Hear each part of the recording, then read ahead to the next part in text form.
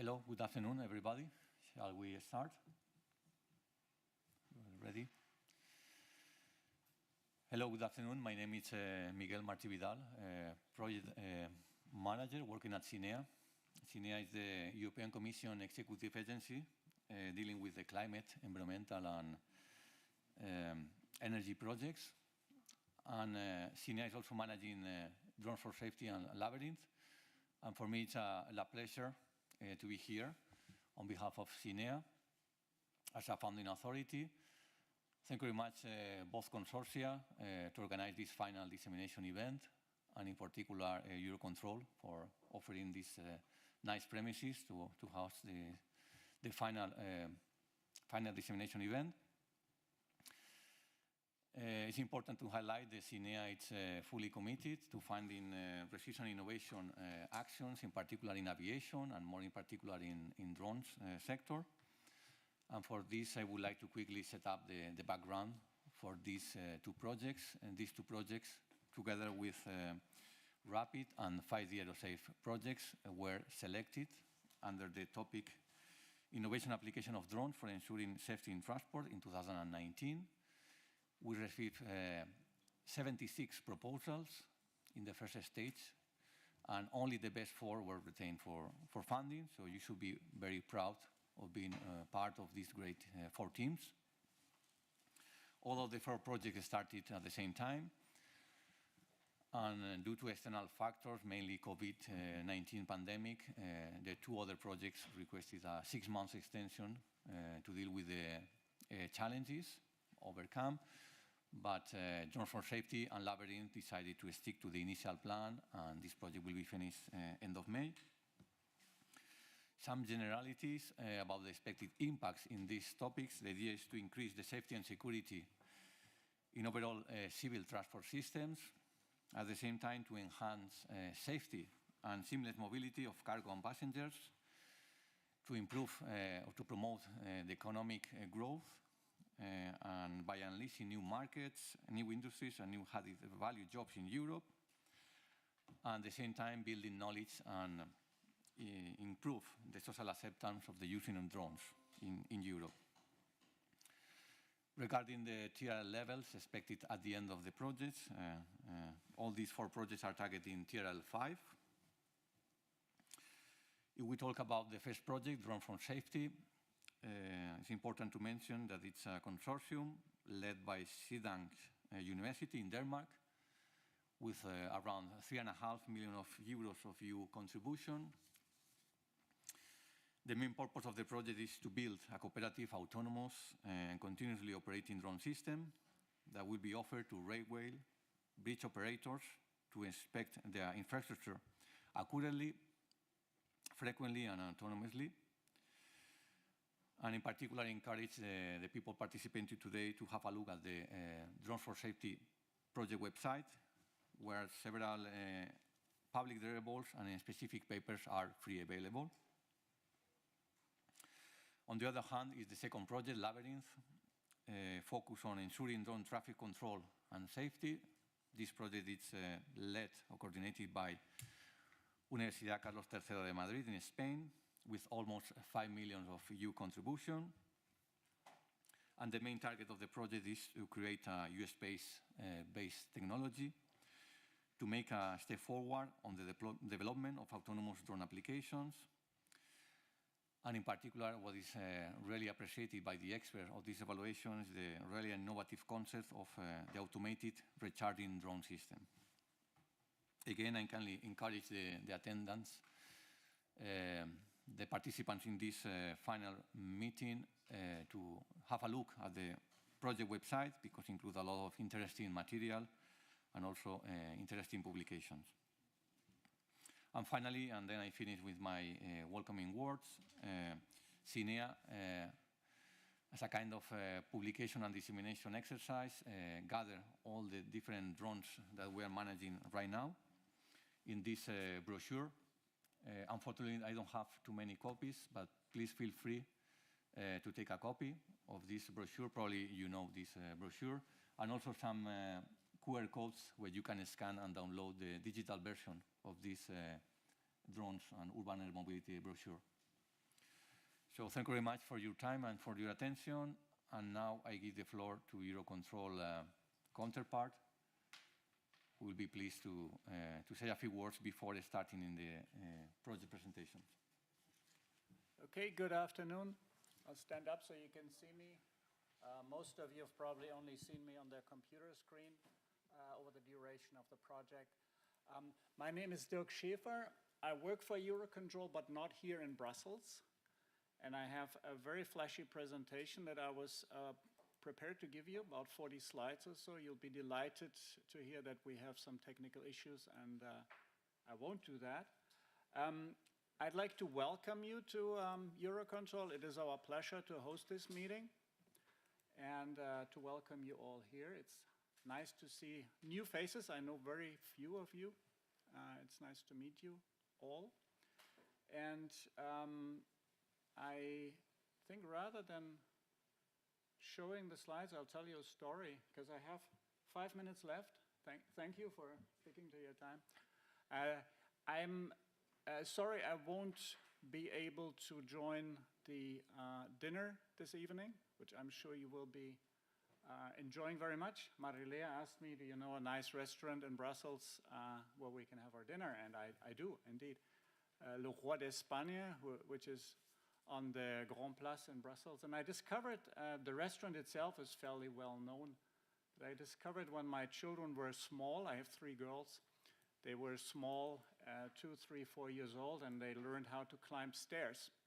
So one evening, we were having dinner in this restaurant, and I had a conference, a big conference coming up that was also hosted here in Brussels, and I needed a banquet dinner to organize for this conference. So my girls were walking up the flight of stairs. The restaurant, as you will see this evening, is on two stories, on 2 levels. We were in the basement or in the ground floor. So they walked up and they were on the 1st floor, where there are tables as well, and you can have your dinner. But they weren't happy enough with. They were happy with that. They walked up another flight of stairs, but there was no light. It was, I don't know where the flight of stairs led. So I just walked behind, switched on the light, tried to catch them, and they walked up until the 4th floor. When I switched on the light, I saw a room which was set for 100 people. I thought, oh, that's great. That's exactly what I'm looking for. So I asked to speak to the manager and the conditions and which menus do you serve and how much and et cetera, et cetera. And we agreed on that day. So I had my conference dinner in this restaurant that you'll discover this evening. And I promised that the food is very good. I was coming into this project halfway through, so I wasn't involved from the beginning. EUROCONTROL is responsible, together with the Blue, for a tiny little work package which is called Recommendations for Standardization and Policy Making, and I'll be speaking about that a little later on the agenda. And again, I'm glad you could come here, and I can welcome you here to EUROCONTROL, and I look forward to this meeting.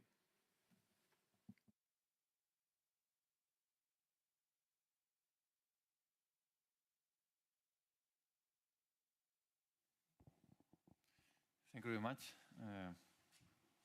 Dirk. And now I propose to start with the Drones4Safety presentation, following the agenda.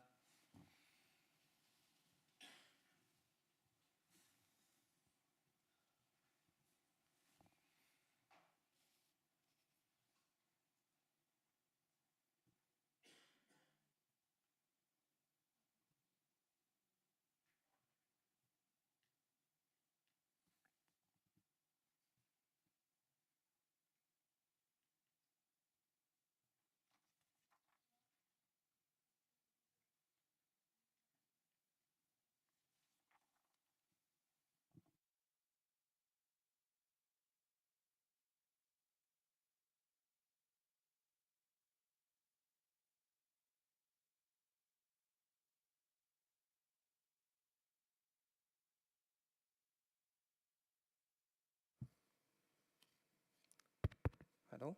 Yes. Okay. Good afternoon, everyone. My name is Emad Ebeid. I'm a full professor at the University of Southern Denmark and the project coordinator of the Drones4Safety. Today I will give you the overview about the main technical topics of the Drones4Safety project, in which my colleagues and partners in the project will explain them in deep. That is the agenda of today. 10-15 minutes per each topic to cover the main activities and outcomes of the Drones4Safety project. We started the project because of a situation that we noticed in doing infrastructure inspections, especially for bridges or railways, that there is a certain risk on the workers that they have to climb or use cars, and sometimes it doesn't go well, so you can see that it's kind of flipped and endanger their lives. And the same when we do the things for railways, there are a lot of also manual work that can be replaced by more like computer-oriented mind, and have the workers doing more kind of supervision work towards the computer side. And there are a lot of elements when we see that has to be also checked, and checked also frequently, like, for example, railways, the electrification bars are always under stress from the use of trains, and between a minute and the other, things can start appearing like cracks or broken wires. So when we looked into this information, we say, okay, what we can do is that can we build a system, like we speak about 3 years ago, or even 4 years ago when we were discussing the ideas. And our aim was to build an autonomous, self-recharging, and collaborative drone system to inspect as big as possible of the transport infrastructure using drones. We are 9 partners, 2 Danish universities, a big research institute, Fraunhofer, and Alteia for AI and fault detection, need railway expert, EUcentre bridge expert, Deep Blue for dissemination activities, ERIC for railway test facility, and EUROCONTROL. And this is our concept. So the vision here, can we utilize the nearby energy infrastructure to check the railways and also bridges? And this energized infrastructure can be used to recharge the drones. So I could imagine the drone lands on a high voltage line, charge, and then flies towards a bridge, taking some pictures, and come back to recharge. So it works like the robot vacuum cleaner in our home. Do some work, going to recharge, and so on. The mission has to come from a server, from a cloud-based server, and that tells the drone where to go and where should stay, when to recharge, and so on. And also say, like, sending the data back to the cloud, in which the images will be processed and finding defects on that. The good advantage we find that when we look to the data back in the days, that almost 70% of bridges in Europe are within 3-kilometer distance from high voltage lines. The drones of today, they can fly for 20 kilometers, so we can see the drone can fly 3 kilometers to do some work, stay there, maybe flying for another 10 kilometers around the infrastructure, come back and recharge, and going back and forth in a full ecosystem.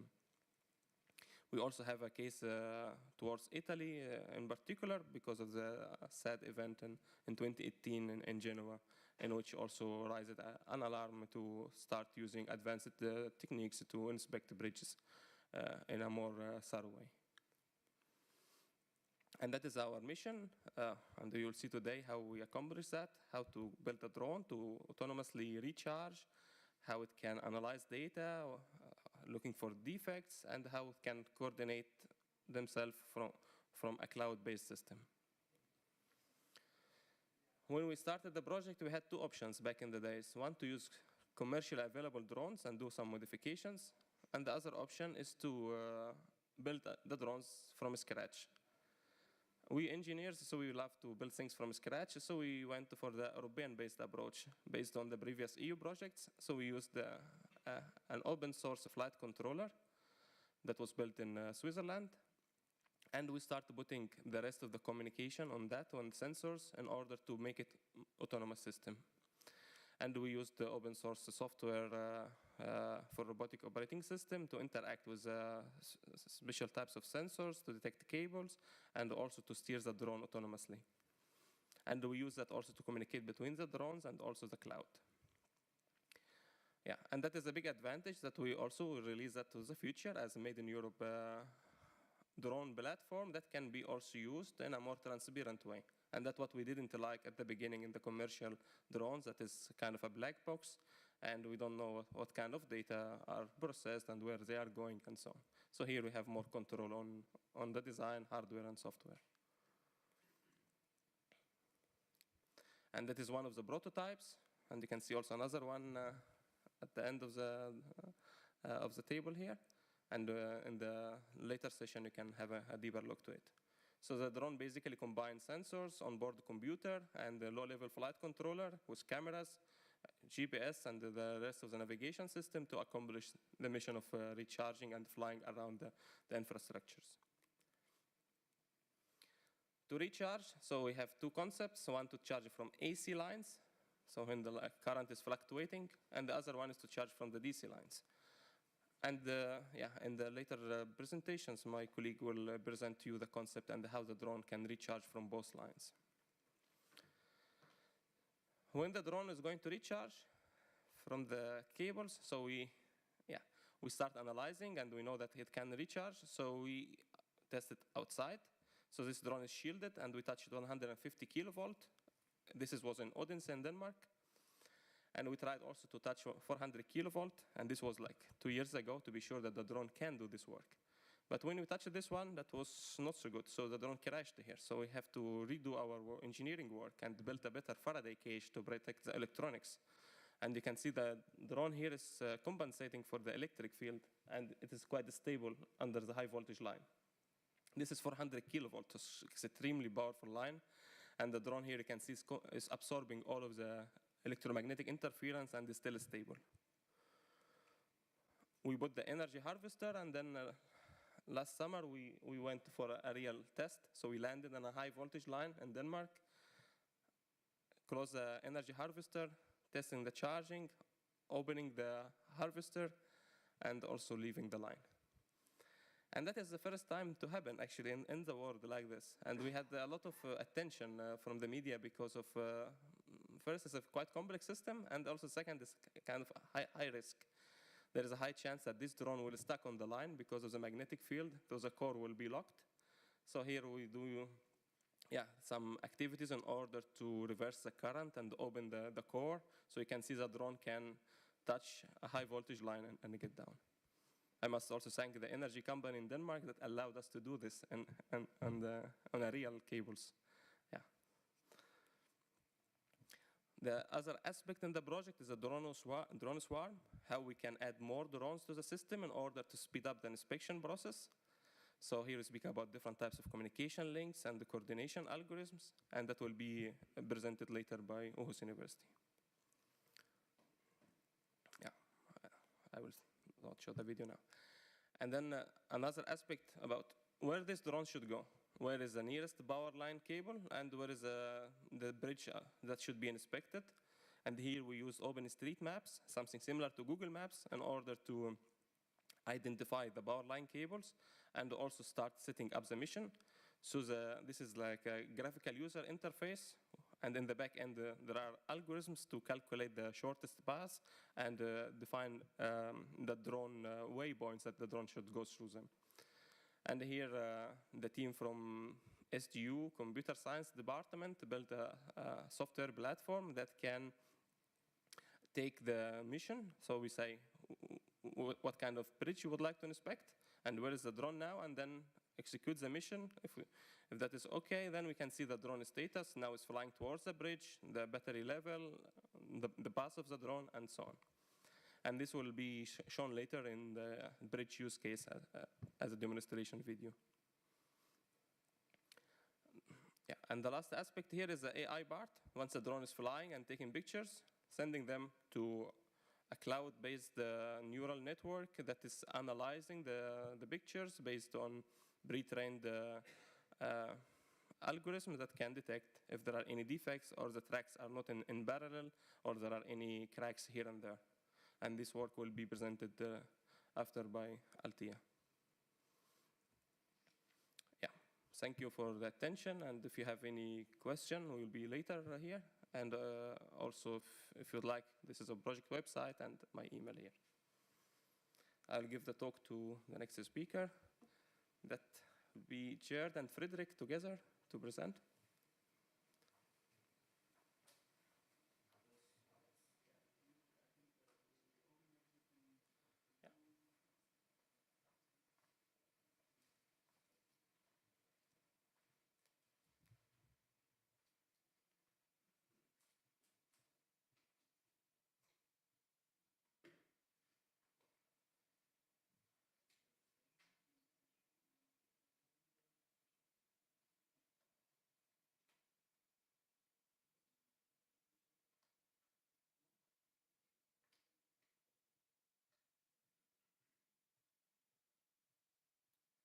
Hello, everyone. I will present the work that has been done by our team at University of Southern Denmark under the Drones4Safety project on behalf of myself and my colleagues Nikolai and Emad, as you just heard speaking. We've been involved in this project primarily in terms of the drone design, and with the drone design I mean the drone perception and autonomy for autonomous operations near the power lines. Is this one I use? Okay, so from a chronological perspective, what we started out with was evaluating which sensors would be appropriate for the purpose of detecting and perceiving the power lines, since we want to be able to navigate in a power line environment.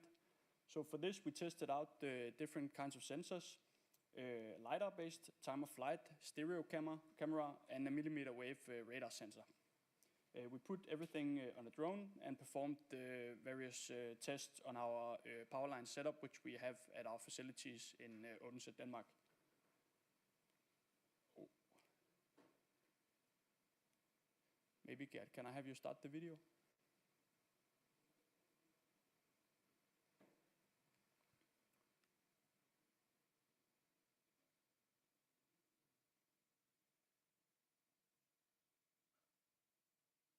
Just takes a few seconds because I tested it just before. Here we go. Okay, so what you see on the left is the data from the sensors that the drone is perceiving, and what you see on the right is the data from the different sensors as the drone is perceiving it. We also performed a dynamic test with the UAV in flight, and as you can see, we have the various sensor outputs shown here. So our conclusion here is that the millimeter wave radar was a very good candidate, since it was able to perceive the cables at a far distance and also perceive multiple cables with high accuracy. This is also shown in these plots.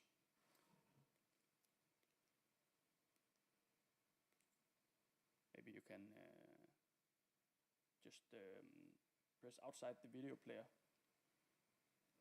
In the margin, just press in the margin outside the video player. Yes, thank you. The next thing we wanted to do was have a stable computational platform such that we could process and interpret all of the data. We decided to go with an FPGA-based platform such that we were able to run high-level software on the CPU side and then accelerate advanced processing on the FPGA side.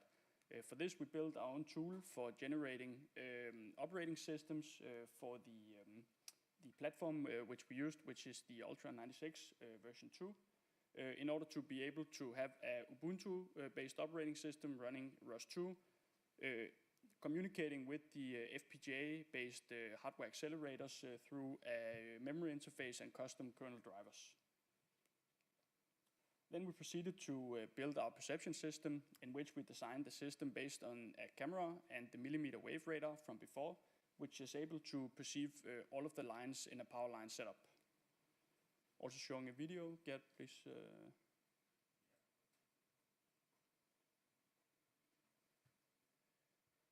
So as you can see here, we're testing the drone in flight underneath our power line environment. On the top left, you can see the output of the perception system that the drone is perceiving the power line cables.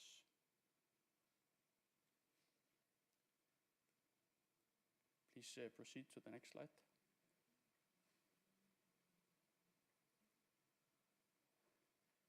Then we also considered an alternative use case in which the millimeter wave radar without the use of a camera was mounted underneath the drone in order to also give the drone the ability to map cables when flying above the cables. This is, for example, relevant in the railway inspection use case in which the drone is supposed to fly over the cables and follow the cable along the tracks of the railway. Please start the video.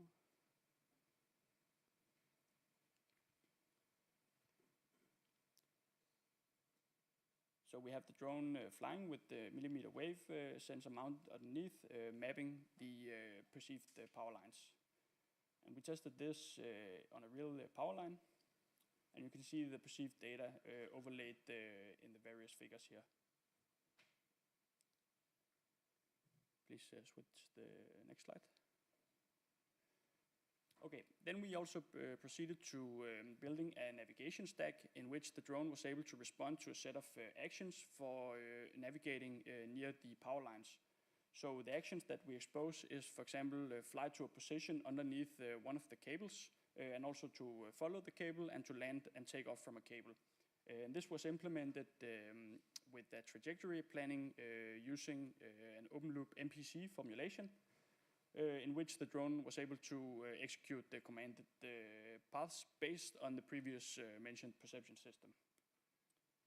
We tested various prediction horizons for the model predictive control, and as you see in the middle plot on the top, the trajectories to the position underneath one of the perceived cables is planned accordingly.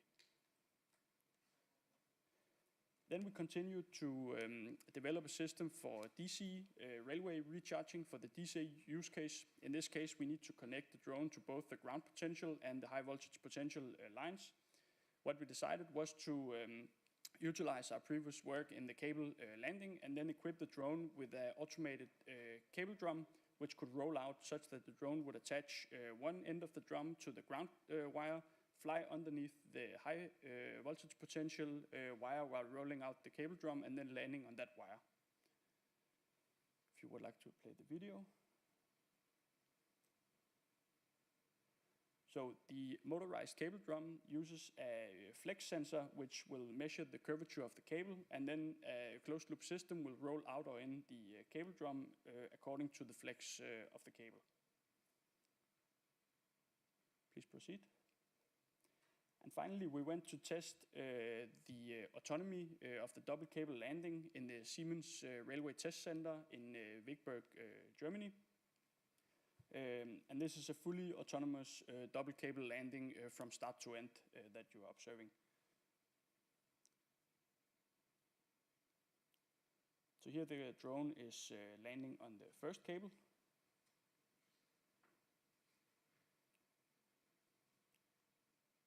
Then the drone takes off from the first cable.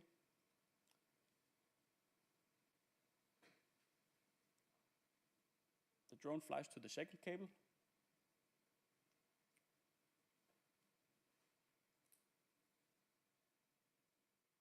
And the drone lands on the second cable, thereby integrating the perception system and the navigation stack as previously explained. Please proceed. And that was everything for the drone design and autonomy. Then I will give the word to Gert.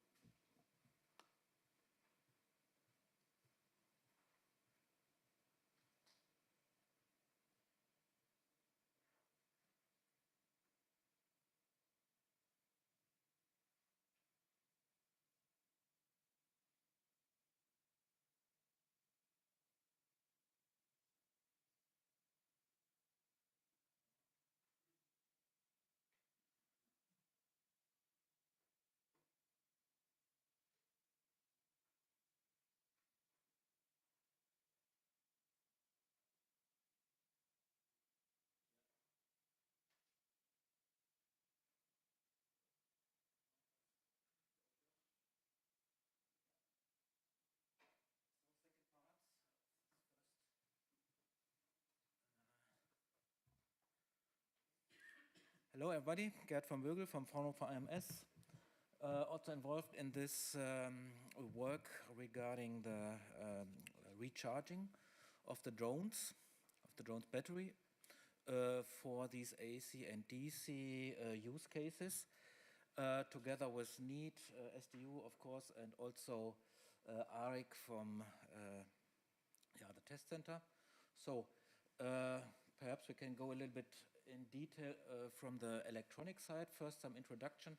We heard already from Emad the motivation for this recharging, having longer flight times, using standard infrastructure to repower the drone without changing something in the infrastructure. That was a reason also to go these directions, what we are doing there.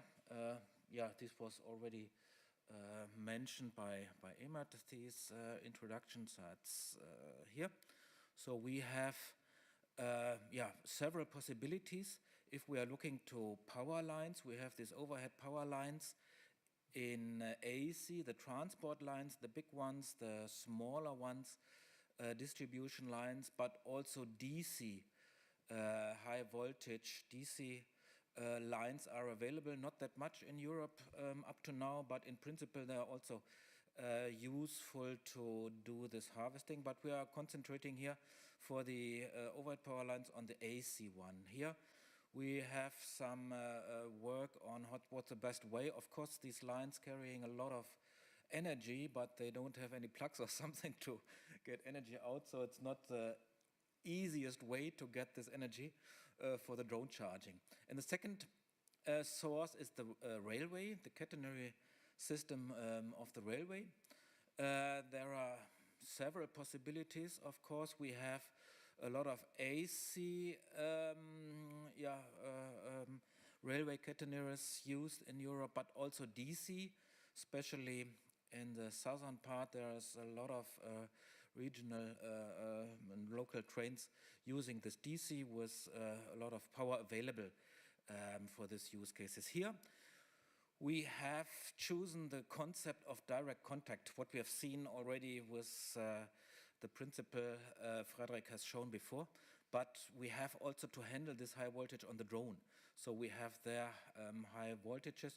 Here some figures are given what we have to reach. We have currents, high currents in the overhead power lines. We have to withstand high currents due to any reasons in this power transport lines. We have several levels of voltage in the AC line. That doesn't matter that much, but we have the voltage level also in the DC line up to 3 kilovolts.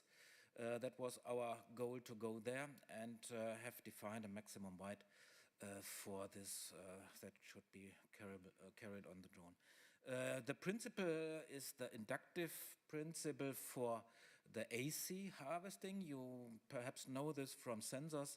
Sensors can be also operated with the click-on modules, but there are very low power sensor modules, which are using this principle. Here we want to charge a drone.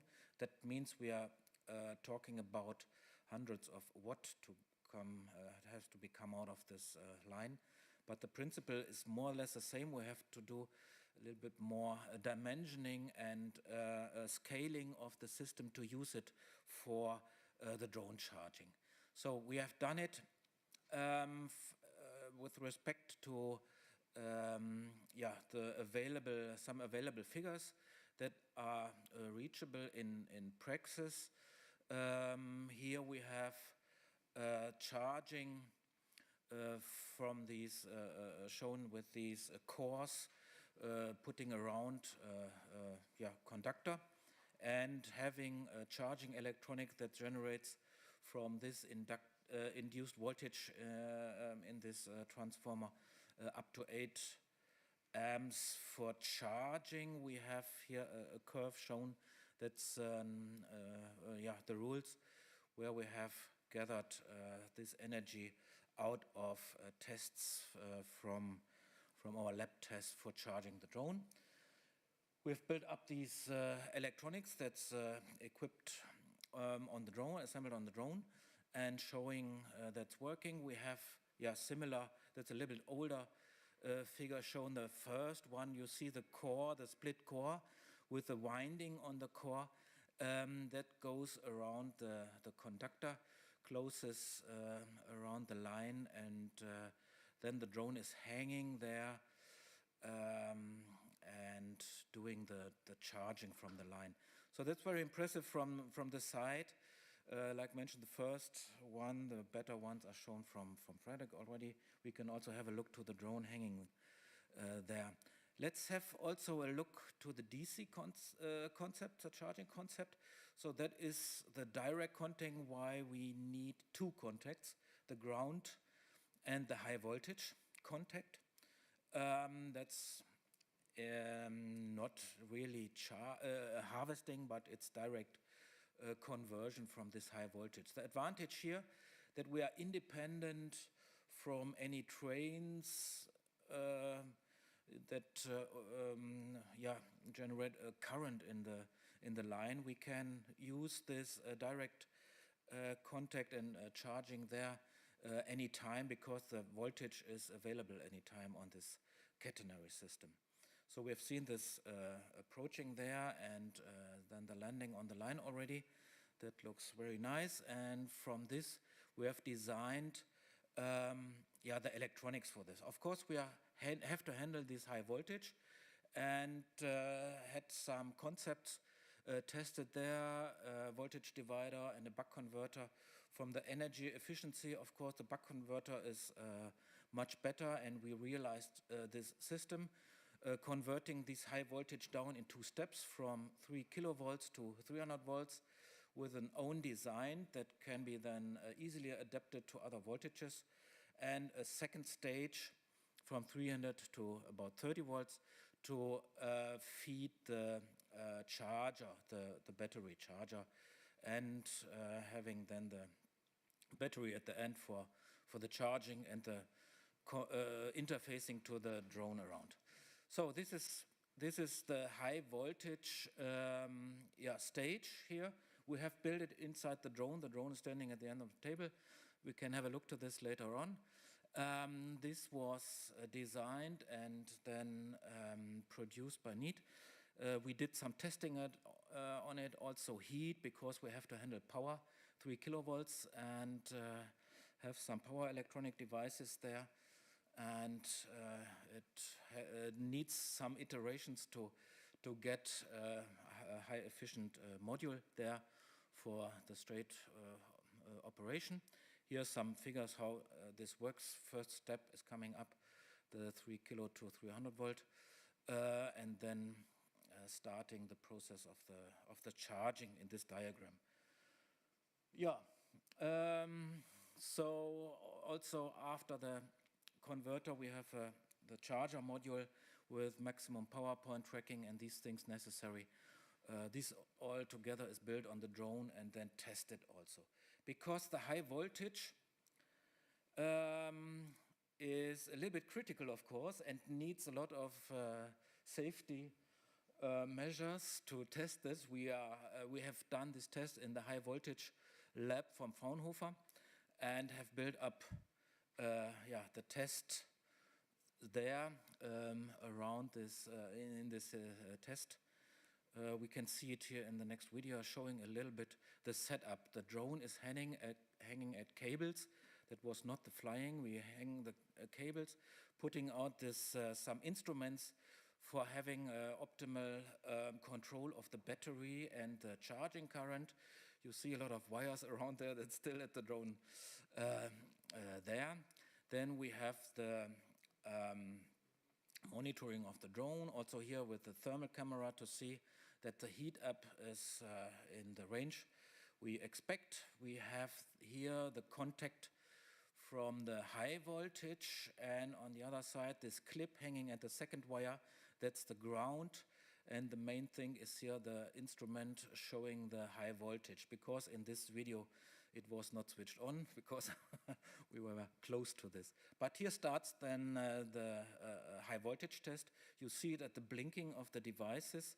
It's a little bit small, but here the instruments coming up will show the starting.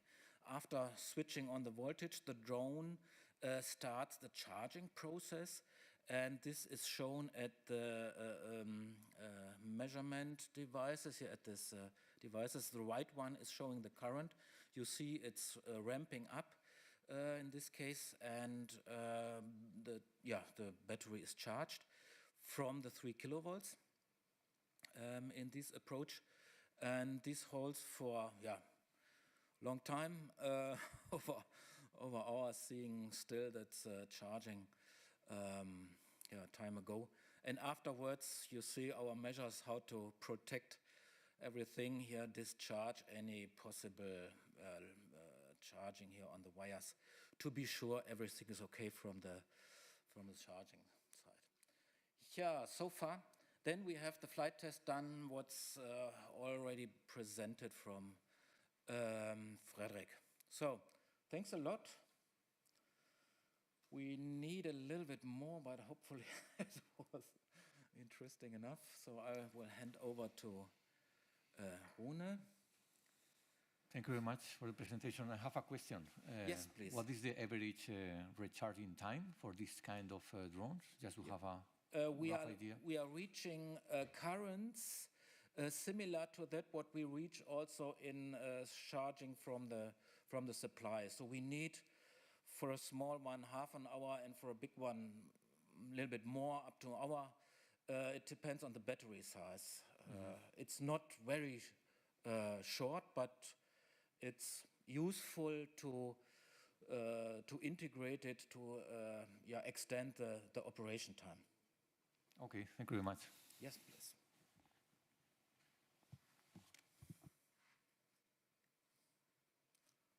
Okay. Okay. Thanks. Thank you, Gert. I will take over. I'm Rune Jacobsen. I'm professor at Aarhus University, professor in electrical and computer engineering. My research group is mostly involved in communication technology, and we're also quite interested in collaboration. And this is some insights into how that actually has been implemented in the Drones4Safety project. So maybe first question, why at all think about a swarm system? I think where it's relevant is when you may have time constraints. Maybe there's the window of opportunity for inspection due to weather conditions, maybe putting some time constraints. You may have such a complex structure to inspect that you actually want to divide different roles to your drones. Say maybe some inspect the sides of a bridge, some inspect the upper deck, etc., etc. And you need to scale this. So talking about, say, a swarm system and the concept we have been working with in Drones4Safety, we have been looking into the role of the communication network that establishes really the foundation for any collaboration between the autonomous drones that we have. We are looking into mapping this to our use case on coordinating the path planning, how they are going to inspect around an object. And then of course, we have to deal with the charging. We have already talked a lot of charging, but also charging the swarm in cases where we may have limited opportunity at a limited number of charging point, how to do this efficiently. So the first aspect to look into is the networking aspect. So we are thinking, our concept is that the drones will somehow go together. So they will not always be close to a ground station. They will move over time. So they need to keep a relative good distance to each other, because we need to work with the trade-off between the data rates we can achieve and the distance we can achieve. So we looked into mesh networking with Wi-Fi, the 802.11s standard. The good thing about this is it's license-free operation, so we don't need to apply for a license for such application. However, there's a lot of other systems, Wi-Fi systems in urban areas, also even in rural areas, where we looked into that would pose interference in our system. So we did some experiments here to study the interference. If we are very close to another Wi-Fi, we will have problems we need to cope with. On longer distance, the system is more forgiving. The fact that we have a swarm system and we can have multiple, multi-hub communication, the drones can help each other in the network to relay messages, is helping us, but it is jeopardizing a bit on the throughput. So going back to what Emad already introduced, we are using the swarm to, here exemplified with 2 drones, to go together along and say complex object to inspect. And we designed a protocol for this. This is based on, say, a simple concept, a leader-follower. We have a mission function in our cloud to actually give instructions on what is the overall mission, waypoints to visit, and the leader would talk to the follower drones and disseminate waypoints for these drones to follow. When the leader moves, the follower moves, but with certain distance between them. And the followers, they will share their telemetry, the position, the velocity, and the actions they have done. So we demonstrated this. In terms of charging, we are looking into, here's a segment of a bridge that we are looking into. This is not a photo, this is a very dense point cloud. So we do have a coordinated planning of what to inspect to get around these facets. And we are then imagining a situation where we may have, for instance, for this object, we have 2 places where we can charge. And we are looking into a method to optically plan how these 3 drones, red, green, blue, can actually charge with only 2 charging stations. So they need to coordinate. And this is one of the things we have demonstrated in simulations. So we are taking in the mission number 1. We're taking in mission from our cloud services. We are looking into the swarm inspection flight, and this is what will be demonstrated here. So in the upper left corner, we see the battery profile. So now this is an example with 4 drones, and we can see a top view of the points that they are visiting in the lower left corner, and then we can actually see a playback also with a shaded of the bridge point cloud from a little side view, and there are 4 drones. So due to the many waypoints that we have here, running the optimization, which is a mixed linear programming, is quite demanding computational-wise. So what we do here is that we work with what we call the receding horizon, that it only knows maybe the next 10 waypoints to visit, the next 30 or 20 waypoints to visit. And this is what you can see with the colored lines below. So now we sped up the video here. They're not flying faster, but in order to see how they can actually manage to accomplish the full inspection of this bridge, and while also visiting charge point. And you have 1 charge point in the little, so now you have a drone in the right down there, and another charge point in the top up there. So, and now they are completing the inspection mission in the simulation here. All right, so now we are, as a final demo, we are looking into the automatic bridge inspection. Here we have only 1 drone, but it's flying automatically. So the pictures to the right is a video from our inspection in Italy, where we see a broadside view and a side view. And what we do see to the left here is the playback of the data that the drone was recorded. And it's now moving alongside the side of the bridge to then end at the pillar, and it will go down and return to its destination. And this is an automatic flight that we managed to do some weeks or a month ago here, and now it returns to its starting position. So to conclude,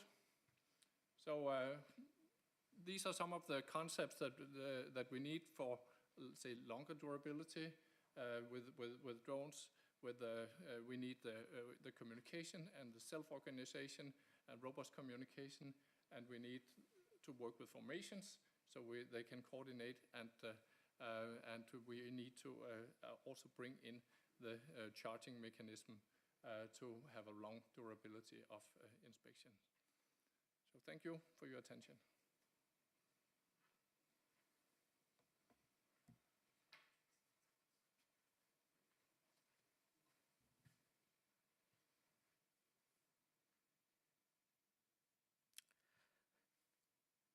Good afternoon, everyone. So I'm Paolo Guzzini. I'm Senior Product Manager and Quality Manager at Alteia. That is the company that was created during the project. The original partner was Deleuze, but we created a spin-off specifically for the analyzing AI, the AI topic. So the idea today is to have an overview of the approach that was followed for the AI part of the Drone4Safety system.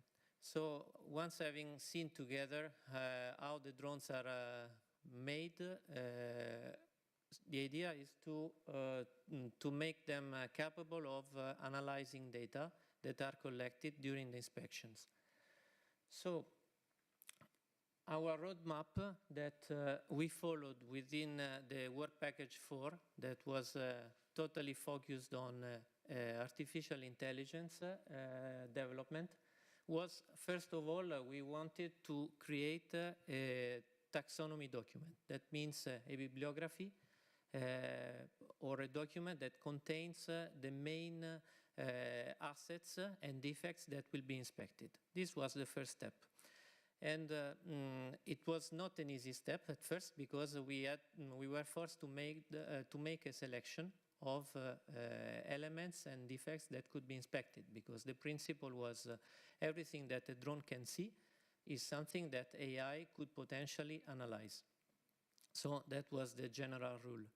So we did this job for bridges, as we can see in this picture. So we focus specifically in one type of bridge, that is the geared bridge. And we, as shown in the picture, we focused on specifically on a set of defects, and the two shown are the most common ones, that are spalling and cracks. That are the ones that have higher impact also on structures. We did the same job also for railways. We investigated both the ground part and the aerial part. And we also identified a set of potential defects. Here again, we followed the same rule. Basically, any type of defect that is visible with a visual inspection could be in scope for the project. So this is important because especially when we talk about railway inspection, we have some type of defects that are detected, especially in railways with sensors that go beyond the normal visual inspection.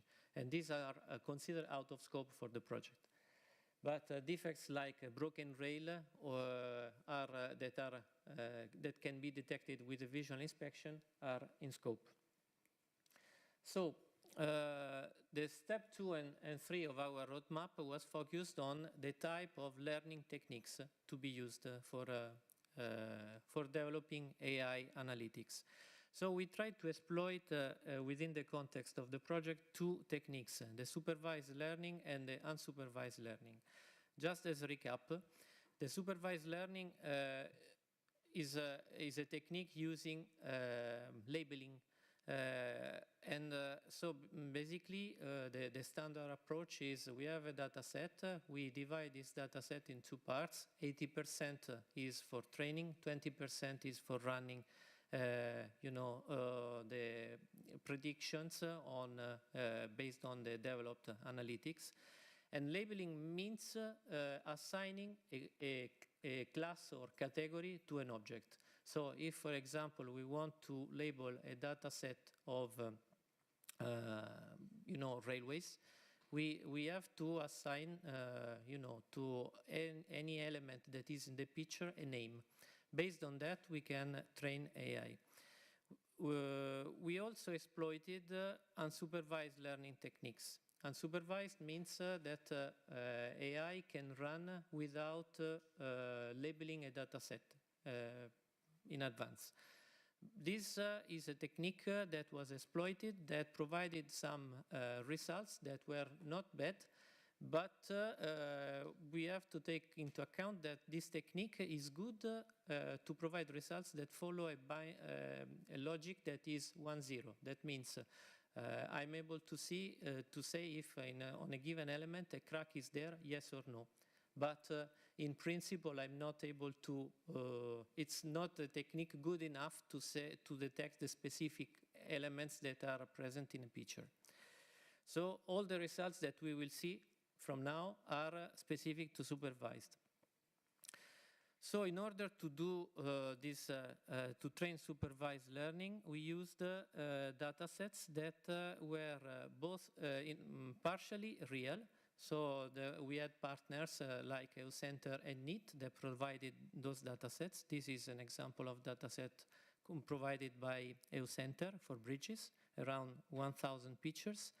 And the same was done for railways. The dataset used for training was composed by roughly 1,800 pictures. In addition to that, we were forced to use synthetic techniques. What is a synthetic dataset? Basically, it's a synthetic composed by a scenario that is created by computer. And why we were forced to do that? Because if we refer to assets, that means identifying the different parts of a structure, it's a real dataset works quite well.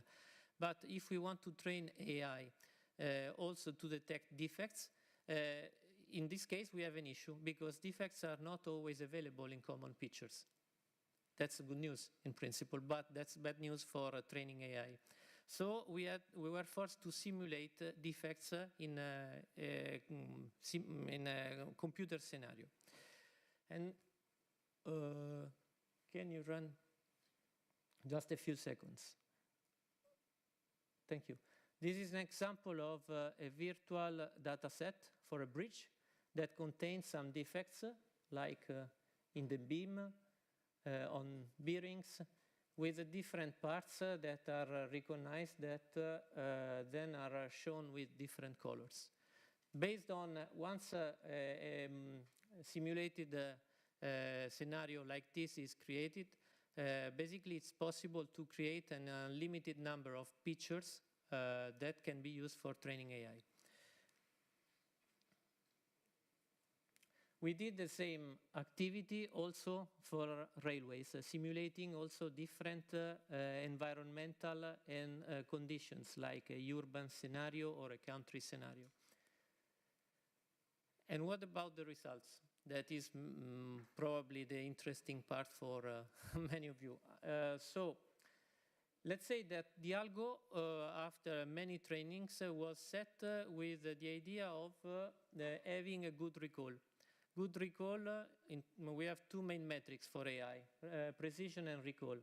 Recall means that, just to provide some metrics, if we have a good recall, means that we are not missing significant events.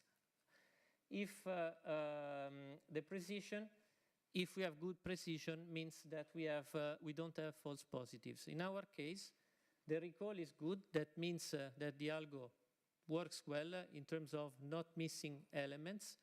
The precision can be improved, but the precision means that we have some false positives, so the system is providing more potential defects compared to reality. And this can be removed with a quality check. These are some examples of detections. I will leave then the floor to colleagues to show the real use cases. But the results can be seen in a 2D picture and also in a 3D view. And the same for a railway.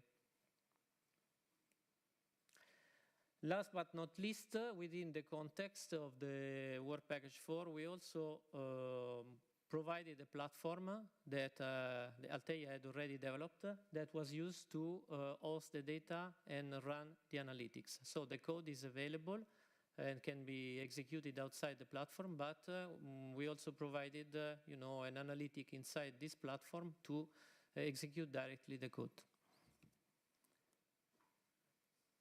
Thank you.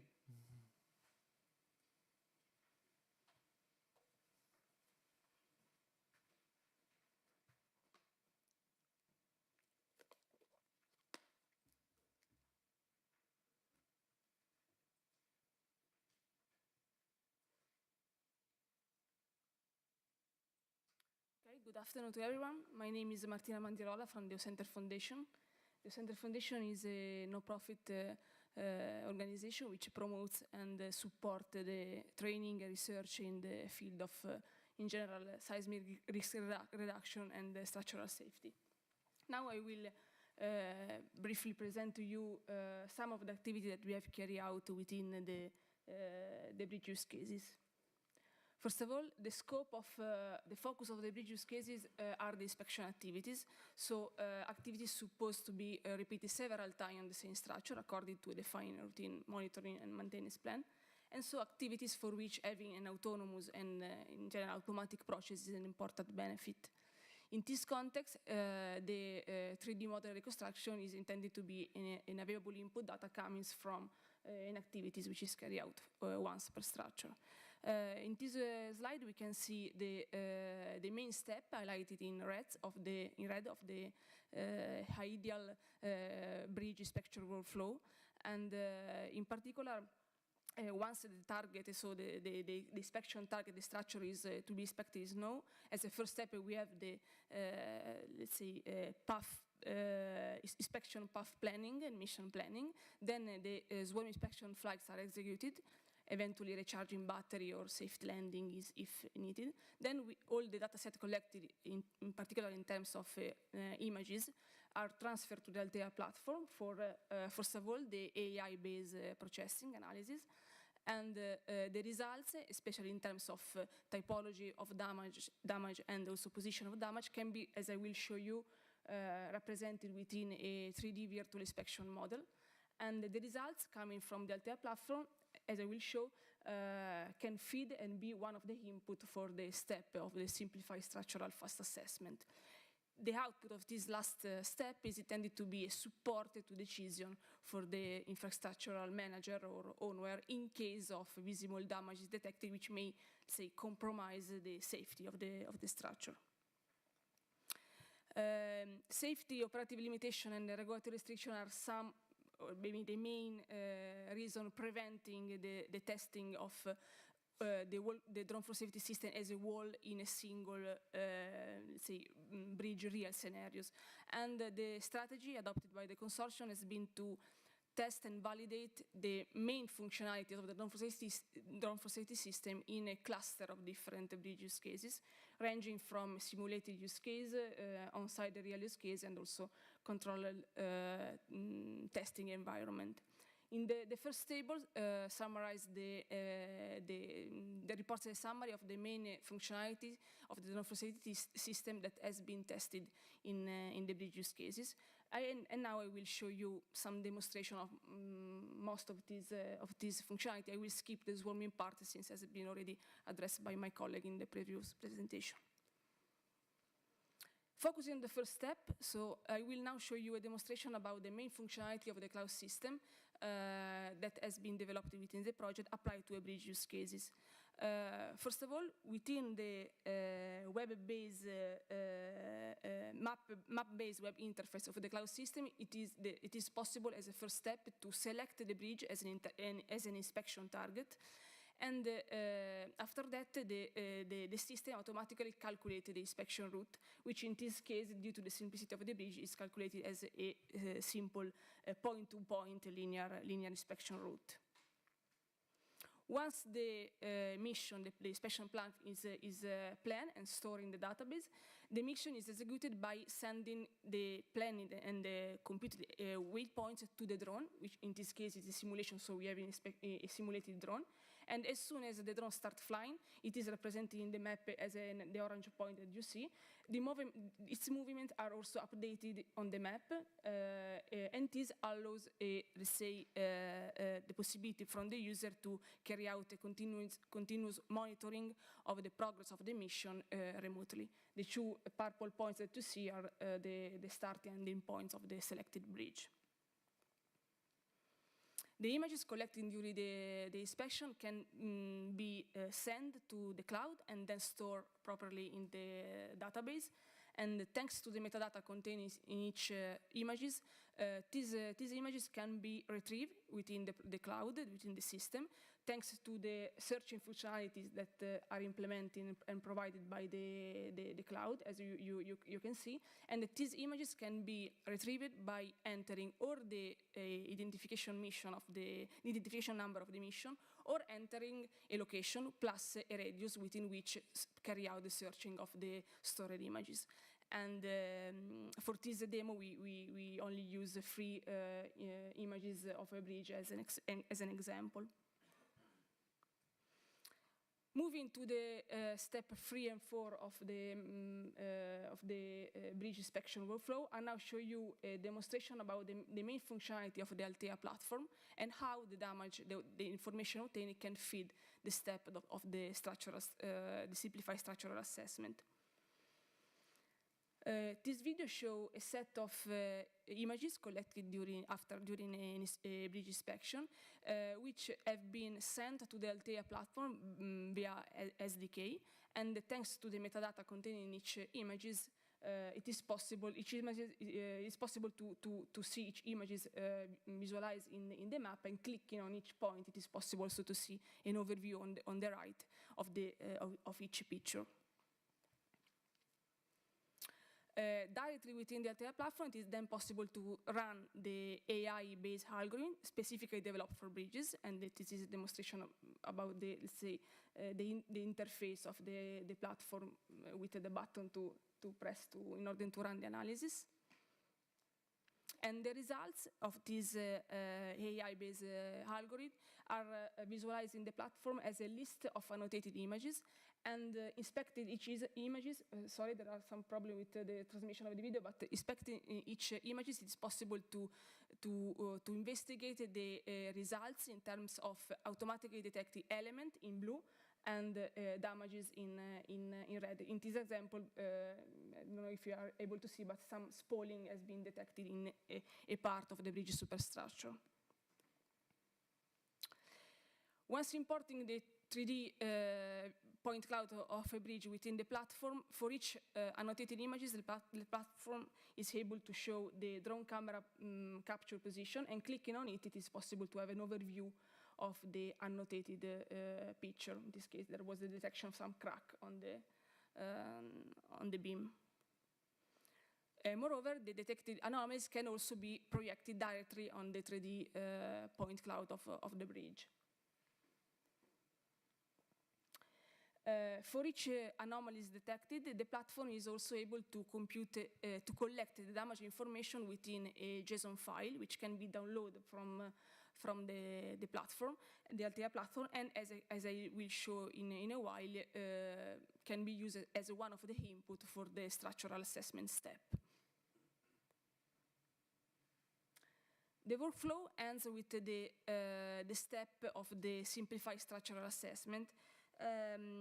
And in particular, a methodology based on simplified assumption has been applied, which starting from the, let's say, evaluation and estimation of the shear and flexural capacity of the bridge superstructure, this methodology is applied in order to carry out, let's say, a preliminary evaluation of the structural performance of the bridge. One of the input required from this methodology are the structural data, in particular the geometrical dimension of the main structural element of the bridge. And as you can see in the picture in the bottom part of the slide, some of this metric information can be obtained directly from the Alteia platform, thanks to some metric measurement tools available in the platform, which allow to, let's say, investigate and take measure directly on the 3D virtual model of the bridge. The other input are information about the visible damage. So, as I already said, the JSON file with the damage information is as a first step download from the Alteia platform. And for example, for the cracks on the beams, the information that are collected in the JSON file are the coordinates of the starting and ending points and the barycenter of each crack. Then this JSON file is imported in the structural script core for, in this case, for example, for the evaluation of the ultimate shear, the estimation of the ultimate shear capacity of the cracked beam. Based on the results of the safety checks, and with safety check it means the comparison between the demand and the capacity of the bridge, a bridge can be classified as accessible, operative, adequate, increasing the level of performance. And for the demo exercise that we have carried out, as an example, these safety checks are satisfied in two different alternative scenarios, involving on one side a roadway restriction, as it is schematically reported in the left part of the bottom left part of the slide, or in alternative scenarios in which these safety checks are satisfied with a traffic load limitation to be applied to the bridge. These are two examples of possible outputs that can come from a simplified structural assessment in order to in support to decision for the infrastructure owner or manager, because the final goals of this step is to, let's say, assess in case of visible damage if the structure is still safe, and let's say suggest measures in case of the detected visible damage may, let's say, compromise the bridge fully usability. Thank you for the attention, and then give the words to Andrea.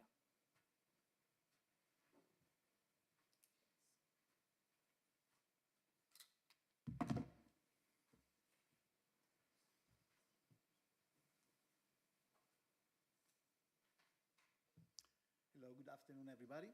My name is Andrea Del Sole. I'm the Research Innovation Manager of NEAT, Italian SME, with sound experience in hardware and software design, railway signaling, but also a drone operator. And this is basically our role in the project.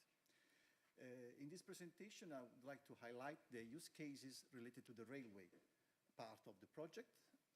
So several parts, of course, are in common with the bridge use cases. For example, the platform, the Alteia platform is the same, so the workflow, apart from the structural assessment. Oh, sorry. The camera is not. Yep. From the structural assessment is basically the same. Of course, the inventory is different. So, for the railway use cases, we have our goal was to test and demonstrate the Drones4Safety functionality related to railway and also to the common part of the project.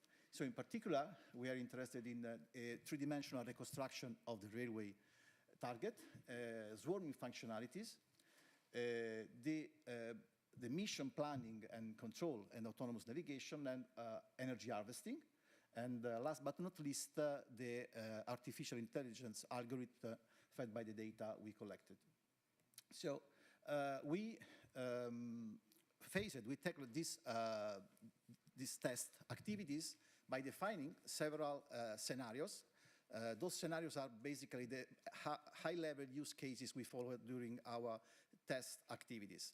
And we divide in two main categories. One is for the setup of the environment used by the Drones4Safety system, so the mapping of the target and the build-up of the object inventory.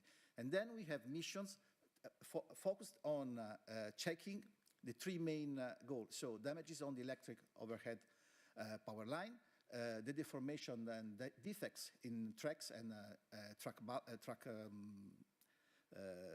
bed, and last but not least, the presence of obstacles on the tracks or over the cables. Of course, all these activities have been followed by using the taxonomy which has been presented by Paolo before. So we decided together with the other partner to have a common and standard acquisition pattern set with respect to different missions in the test.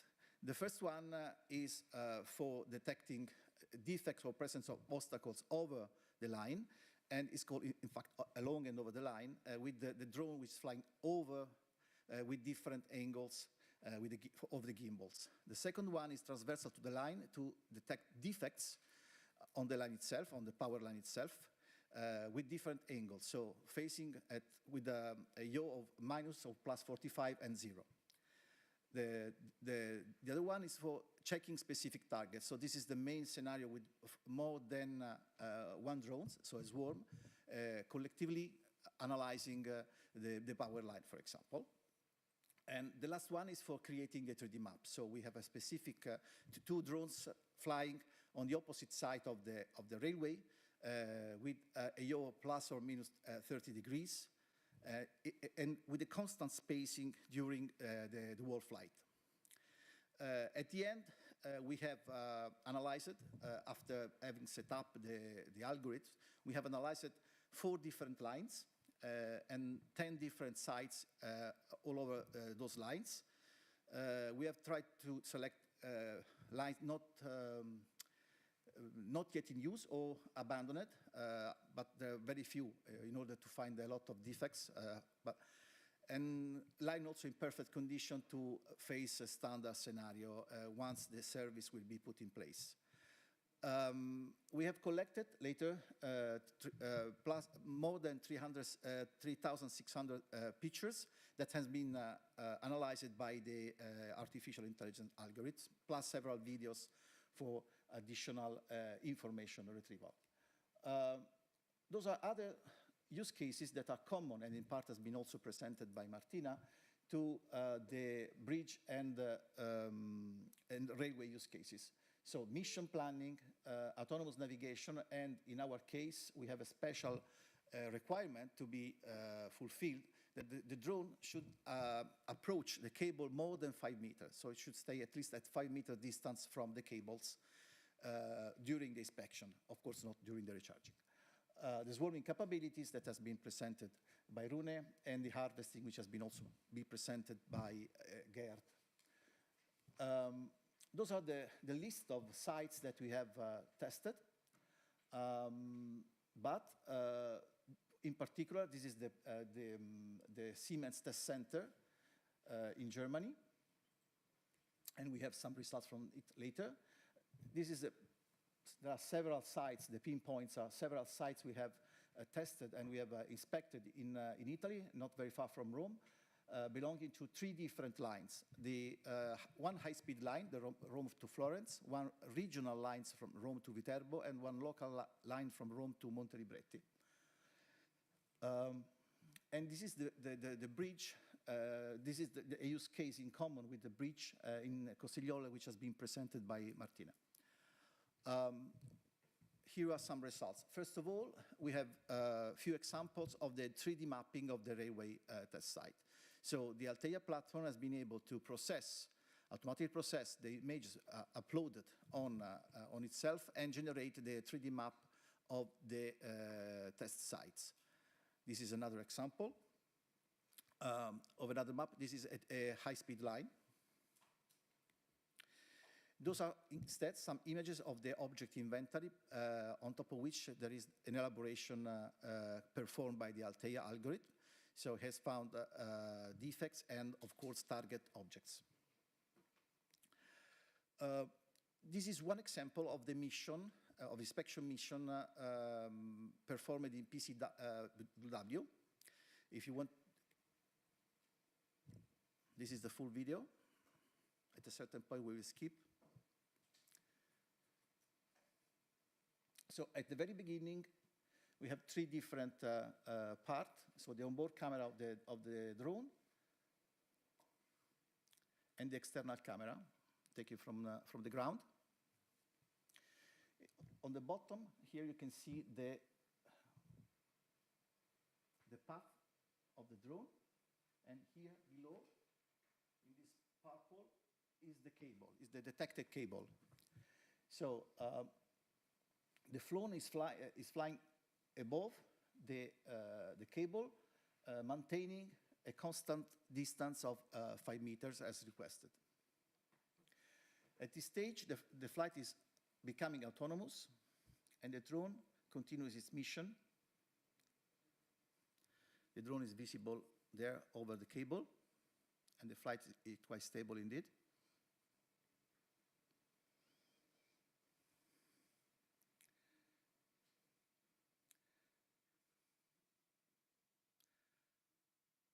I think we can skip now. The drone is completing the flight and then going back and continues the mission, the acquisition mission. And those activities have been performed in automatic way. Those are some information. Those are the trajectories of the drone during the flight. But what is most important are the telemetry data captured by the drone that shows that the distance has been kept within the limit of 5 meters to the target.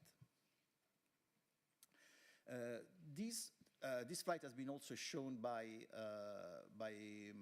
in the previous presentation, so I think we can skip. But by the way, this is demonstrating the recharging, the harvesting capability of the system.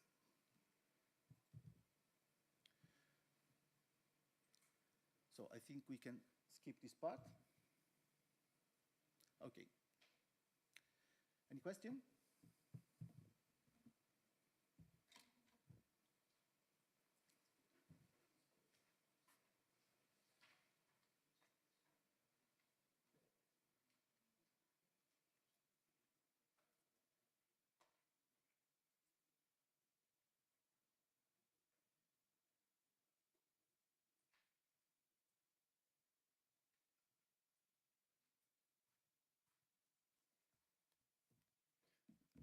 So I realized when I told my little story about my girls discovering the restaurant, some of you looked at me like, what's this guy talking about? And I realized why.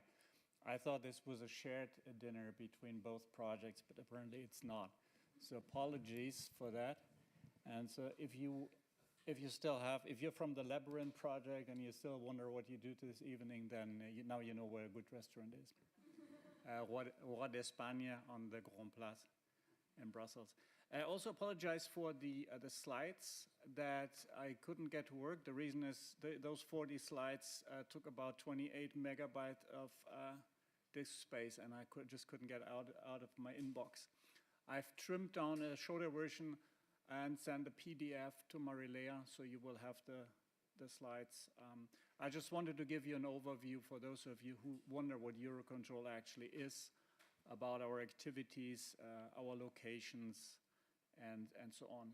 I am from Bretigny, where the EUROCONTROL Innovation Hub is located. We have Brussels headquarters. We have an upper area control center in Maastricht, and we have the Aviation Learning Center in Luxembourg. These are our locations, but you'll find more of that in the slides. So what I'm talking about now is recommendations for standardization and policy making. That's a relatively small activity that was led by Deep Blue and ourselves. And the reason for that is that all the drone flights that are foreseen in the concept of operations of Drones4Safety, they need to somehow fit into the regulatory framework. You can't just fly around as you please. Of course, you need regulatory approval, and what these flights, how they accommodate in the present regulatory framework, and which recommendations we can make for the development of use-based services and future regulations. That was the objective of this work package here. All right. The problem was that the deliverable was due before the flight trials have actually taken place, which was due to some delay in the project. and therefore there are some blank spaces in the deliverable that we're trying to redress now. So we are still analyzing the conclusions that come out of the flight trials. So the approach that we followed is that on the one hand, of course, we looked at what is the state of the art, which regulations are published, and the 2021 664, 665, 666 regulation, for example, were published during the project. So the whole regulatory situation changed throughout the Drones4Safety project. We then looked at the assessment of the use cases, but not only the use cases, also the concept of operations, because in its concept of operations, Drones4Safety was more ambitious than the use cases permitted, because they were trimmed down versions of the aspirations of the project. Some reasons are related to technology, but some reasons are also related to the regulatory framework, because certain things, swarm, autonomous operations, and so on, were not easily accommodated in the existing regulatory framework. And then we wanted to recommend best practices. We wanted to recommend what needs to be done in with respect to the development of use-based services and with respect to areas that future regulations should cover. And as I already mentioned, the problem with that is that unlike in ATM, where all the ICAO regulations have been in place for 100 years and they hardly change, that's not the case at all here. And as I said, the 2021 66456 regulations came in place during the project. So the regulatory framework is very dynamically in development, and that is a challenge, of course, for the project. So the process, I should say, actually, this presentation was put together by Damiano Taurino from Deep Blue, and he's very fond of flowcharts, so that's what he's done here, and so I'm very grateful to him for putting this together. Take-home message here: the regulatory situation has changed and is likely to continue changing after we had our meeting today and the project has closed out. And two specific areas that are very challenging and that require a very extensive risk assessment is, first of all, the autonomous drones, which are foreseen in the concept of operations for Drones4Safety, but couldn't be accommodated in that way in the flight trials. And likewise, the swarming, that is not explicitly forbidden, but it is not foreseen. The present regulation foresees there's a one-to-one match between an operator and a drone. So if you want to swarm in a flight trial or in a use case, then you actually have to have one operator per drone, but then pretend that they are flying in a swarm. And I understand that's what actually has happened during the flight trial. So the CONOPS is more ambitious than what the flight trials were actually able to accommodate, and largely that is due to the regulatory situation. So the conclusions are relatively preliminary, because we're still analyzing the conclusions from the use cases. But the findings so far are that the Drone4Safety operations can be accommodated in the open category or in standard scenarios. The most challenging aspect, as I had said on the previous slide, are swarming and autonomous operations. And it would be very beneficial to work, and this is a recommendation not to the project but to the regulator, to work on standard scenarios that incorporate autonomous operations and swarming, because then it is much, much easier, of course, to run a use case that includes some of these elements. And yeah, well, the projects like Drones4Safety are likely to lead to some recommendations that the regulator and the standardization body can find very beneficial, specifically in terms of safety and reliability. And with that, I thank you for your attention. If you have questions, I'm probably not able to answer them, but go ahead. Okay, thank you.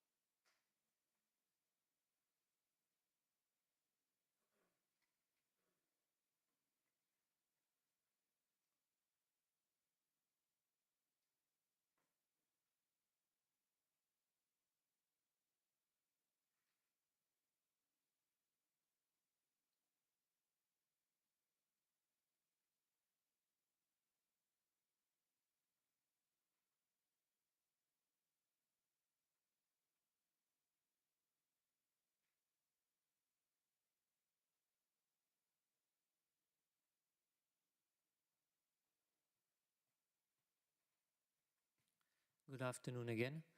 So, last but not least, we talk about some financials. So, this is the last deliverable of the project that will be delivered at the end of May. So, it's an anticipation.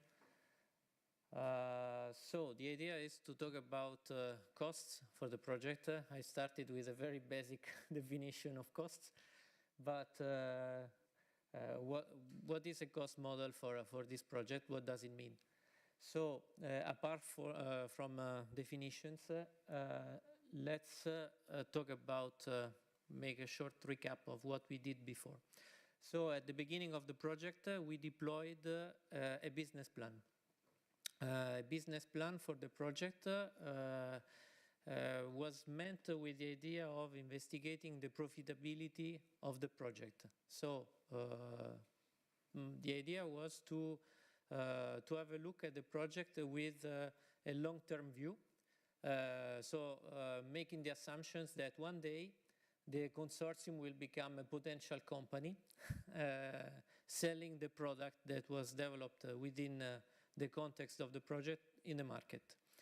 And based on this, some assumptions were made, some scenarios were found, basically 3.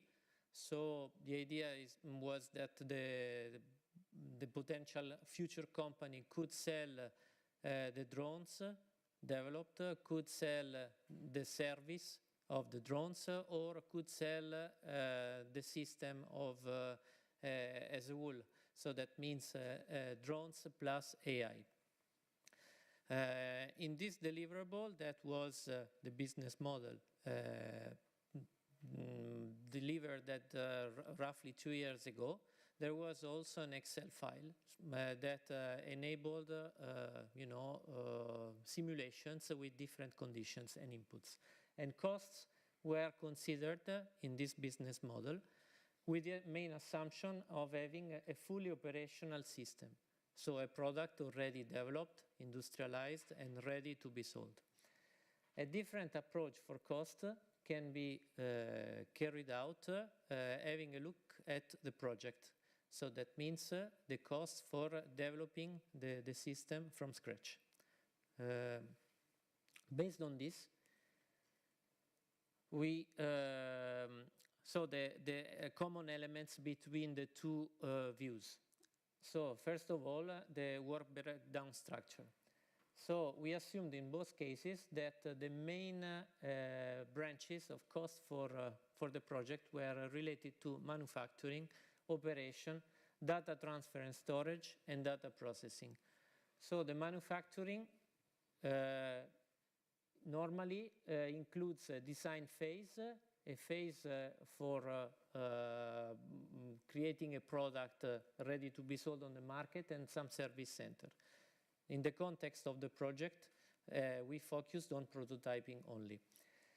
Operations were not exploited in the context of the project, but where we had some hypotheses, some assumptions for the business model. So future operations with the system. Data transfer and storage are related to data that are collected and transferred via the network. Our partners talked about the capability of transferring data to the cloud via SDK. This requires a connection capability of drones to I would say, send data directly in the cloud. And data processing is the cost of running AI. So this cost will have, of course, for the business model point of view, is the pure cost of GPUs, so of units, hardware units that are used to run, to process data. For the process, for the project point of view, these costs are the cost to train AI models. So let's start with the business model point of view. These are the assumptions that we did like 2 years ago. So we imagine a standard structure that is on the left for bridges with some geometry. So the length, the width, the height of the structure are parameters, can be configured. And based on this, we had, we were able to calculate the average cost for inspecting a structure. This structure was roughly 150 meters of length. And we were below 200 euro per structure. It's important to mention that this cost of inspection is not replacing at all the whole inspections that we do today, because it's I would say, as said before, we are able with this system to do visual inspections. So any type of inspection on structures that are carried out with sensors that are not using visual data require a dedicated additional inspection for that. So as you see, we have a relevant part that is related to operation. Why? Because 2 years ago, we did an assumption that was a conservative one to have a long time of recharging. So in the end, we proved, I would say, we got better results, because this we assumed like 2 years ago that we had a recharging time that was roughly 3 hours. This means that if we have a pilot 8 hours in a normal working day, it was able to do roughly 3 missions in a day. But if we, as said, we reduce the recharging time, of course, the number of missions will be higher, and so the impact of operations will be lower. So that's good news. This was an assumption that we took 2 years ago, and we proved that we could do better. Similar situation for railway. In this case, the geometry is different. We have the length of a section, a railway section, and a width of the corridor. In this case also, the highest impact is related to operation, but we may consider the same assumptions that we just mentioned. What happens if we change the point of view? So if we assume the point of view of the project. So just let's do just a step back. As we talked about operations in the business model, and we saw that we have also manufacturing that is a very small amount, maybe less than 2%. And similarly, it was roughly a little bit higher, but still quite small. Actually, it's not real manufacturing for the business model. It's the depreciation of the system, of the drone. Once it's sold to a user, an end user, this drone, this system will have some, I would say, depreciation related to the usage. But if we move to the point of view of the project, when basically the system is not existing at all, in that case, we see that the manufacturing is the highest part, because we are starting the system from scratch. And this was the plan that was used to share costs between partners roughly 3.5 years ago. So manufacturing is covering roughly 70%. These values are in person months, so it mirrors the budget that was mentioned at the beginning of the event. The cost for data is roughly 20%, and the other overhead costs are roughly 12%. So overhead costs are dissemination and project management. So, and manufacturing we said was roughly 70% of costs. Manufacturing actually is split between 5 main branches that are related to the cost of starting from the top right, the cost for defining requirements that are roughly 20%, the user requirements, cost for designing from scratch the harvesting system, cost for the swarming capability, cost for the navigation system, and cost for tests. This is the allocation. So this is the plan, actually. The financial report that will be published soon will contain the actual that is supposed to be almost aligned to that. So to conclude, what we can say is that we can address the topic of costs in 2 ways, thinking two different, I would say, stage of the product. One is the early phase when the product must be designed from scratch, and this is the point of view of the project.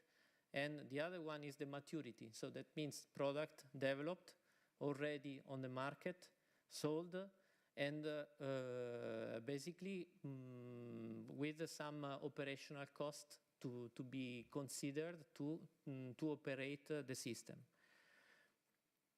The cost model to develop the system, so that means the last chart that we saw, with manufacturing having the highest part, was basically focusing only on prototyping. So there were not costs related to the industrialization phase. Maybe, I don't know, a phase 2 of the project. I don't know. We will see. And by the way, it's a good advice for a company that one day could decide to do a similar job, just to understand what is the effort to arrive at such stage of prototype. And last but not least, I would say some limitations. We didn't consider industrialization cost, that's true. But on the other side, we had the financial coming from the business model that provided some advice to companies about the profitability. Right now, we don't have the results of the business model, but we had one scenario only that was profitable, with net present value and internal return rate that were profitable. And that was the scenario in which the system, the drones the system was sold as a service. So basically, drones working and providing full service in terms of analysis for infrastructures. On my side, that's it. I don't know if you have questions.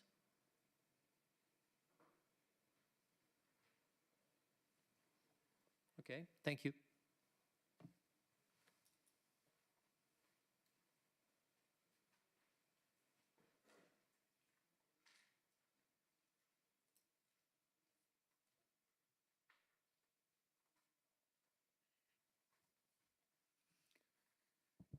Hi, thank you. I'm on the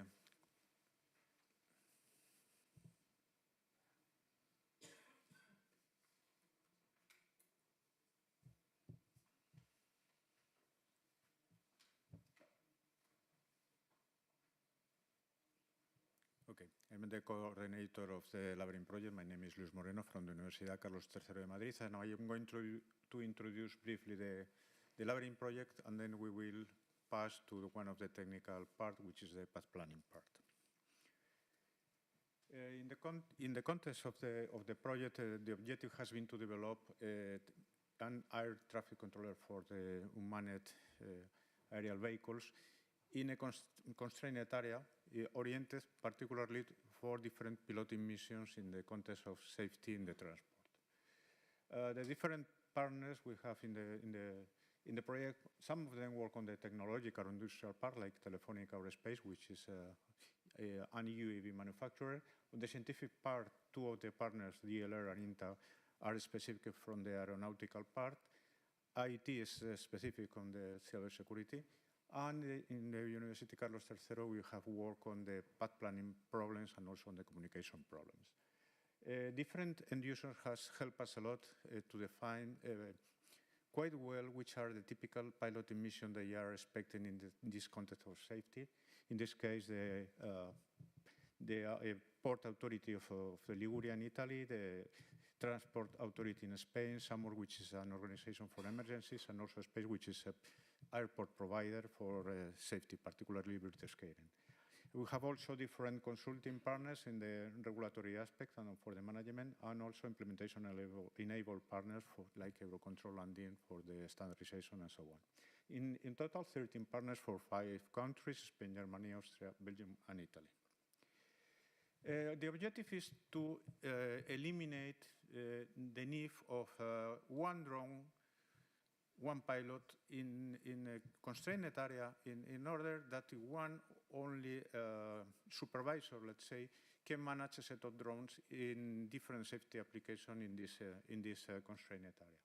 And also to validate this in the different piloting services like a seaport scenario or a traffic transport scenarios, also for airport scenarios, and for emergency assistance typical operations. The idea is to achieve the first UTM service for working in this area, and to achieve progress in accelerating the European Union regulatory aspect in this field, and also to analyze and propose new business related with that. Well, from the more technical aspect, the different partners has been concentrated on the different problems that we are considering in the context of the project. On the path planning and path control supervision part, we have worked DLR and UCTSM, also Space. On the 5G communication to provide full and continuous communication on the whole system has worked Telefónica and also the group of communication of University Carlos III Madrid. On the cybersecurity part, the Austrian Institute of Technology.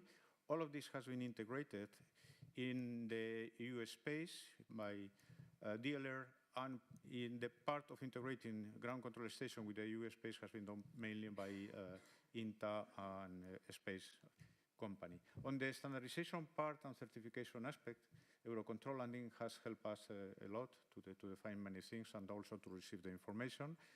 The users of the different the ports, roads, emergencies, and airports has helped us to define properly the missions, and also PONS has helped us strongly to perceive clearly the different regulatory aspects, and also in the management the project.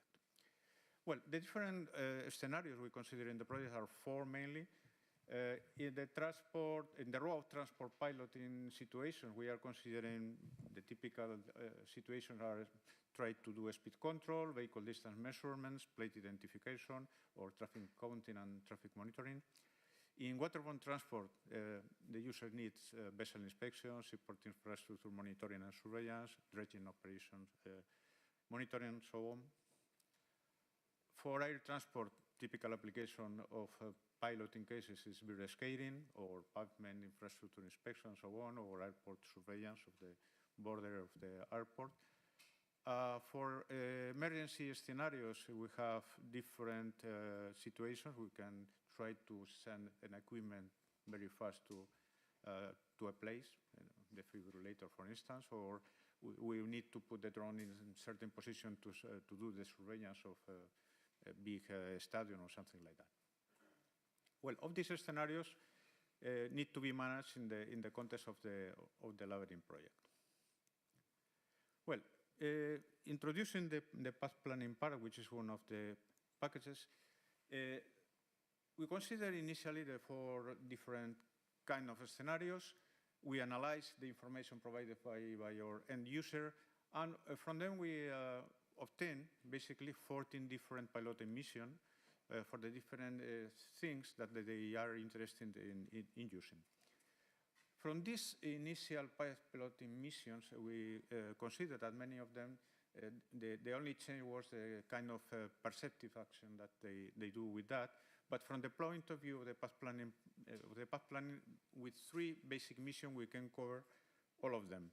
These three basic planning missions were point-to-point motion in the drone, the linear coverage. In this case, we provide a set of waypoints to the drone to follow and to cover this area at a given height, or area coverage. In this case, we want the drone to go back and forth in order to do a coverage of this area.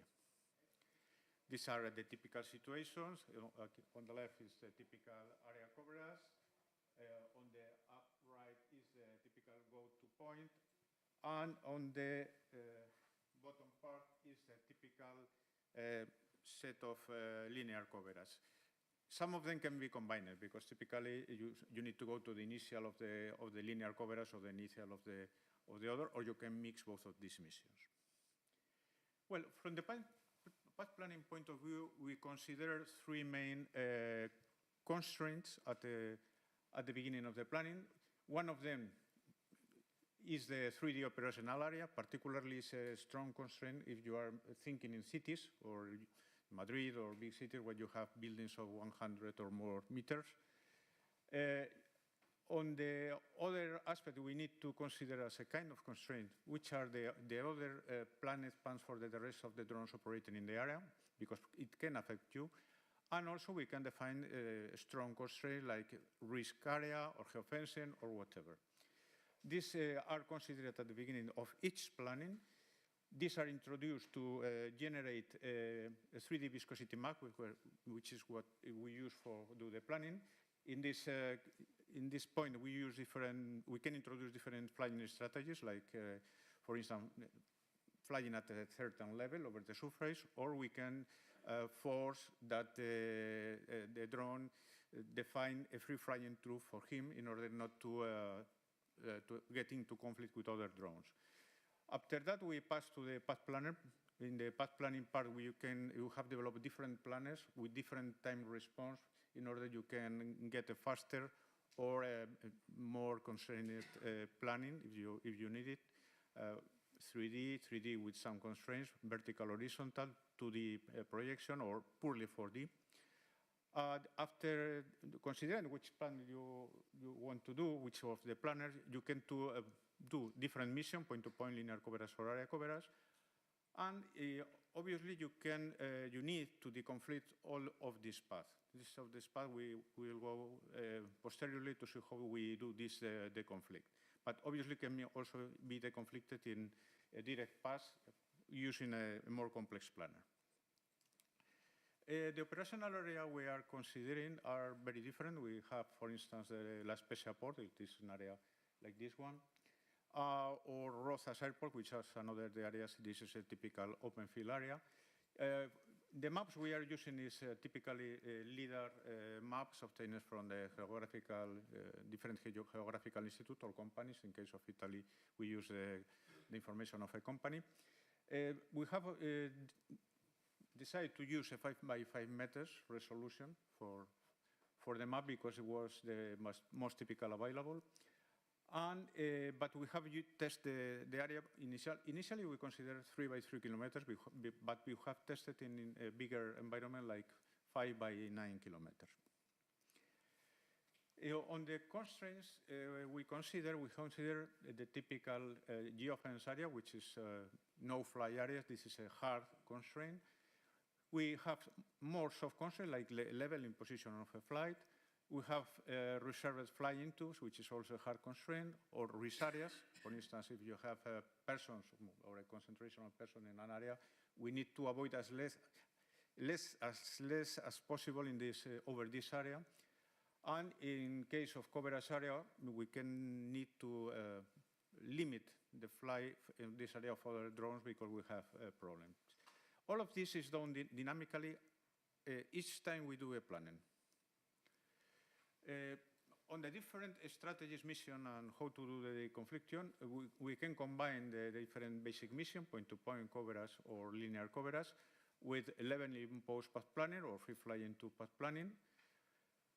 On the path confliction, we can do a spatial deconfliction only, we can do a temporal deconfliction only, we can do a spatio-temporal deconfliction in 2 steps or in 1 step at the planner, in order to guarantee a safe takeoff and landing, and the contingencies that can be produced because the flights are far from the established path in time or physically, are detected at the UTM and asked for the replanning of the missions. Well, the idea was to look for a flexible planner. The idea is you can plan for individual or coordinated situations. You can plan for an individual or for more than 1 drones flying in tight formation. You can do also the confliction in different possibilities, spatially, temporally, or whatever. We have considered the possibility of using fixed wing drones and also multi-rotor, which impose different difficulties for the path planning. And well, in case of formation, we can impose a level or not, depending on the way. And we use a back and forth strategy for doing this coverage.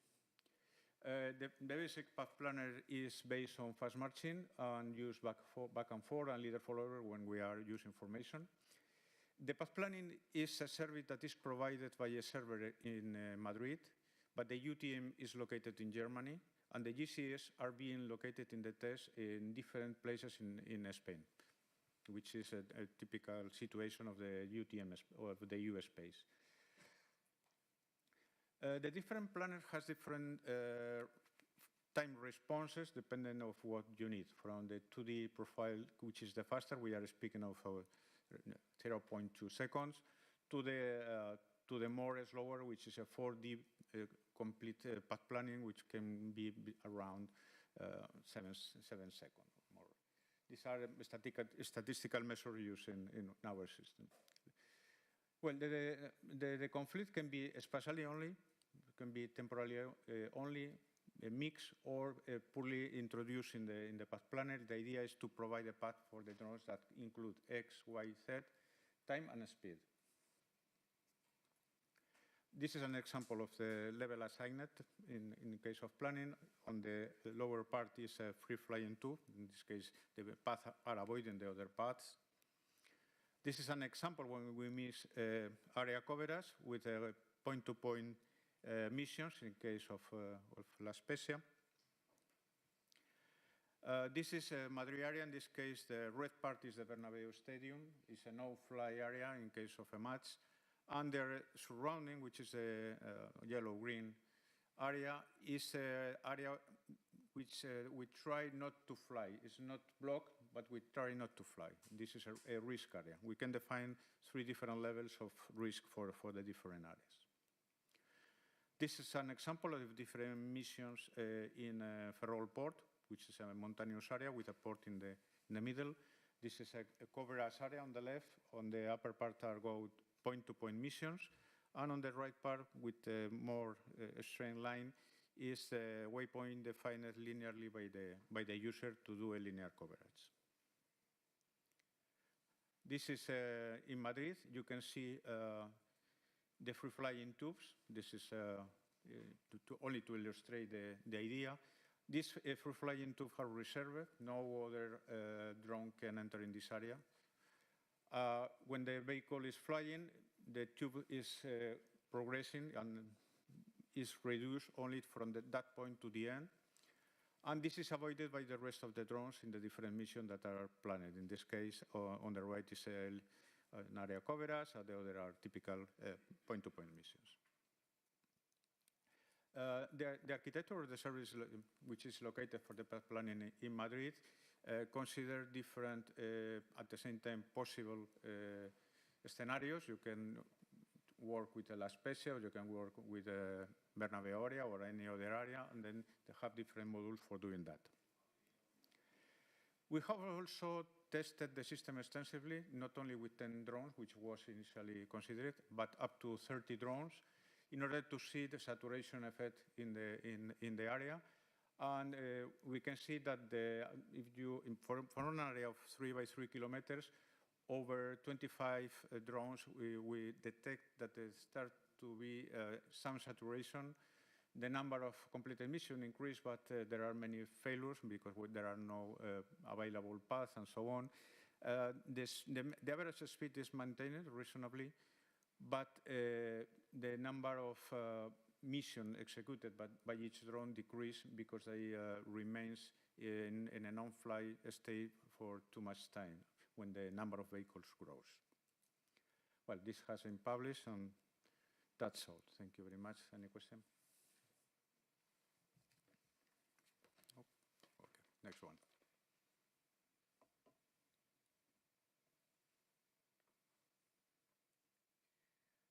Paco, I think.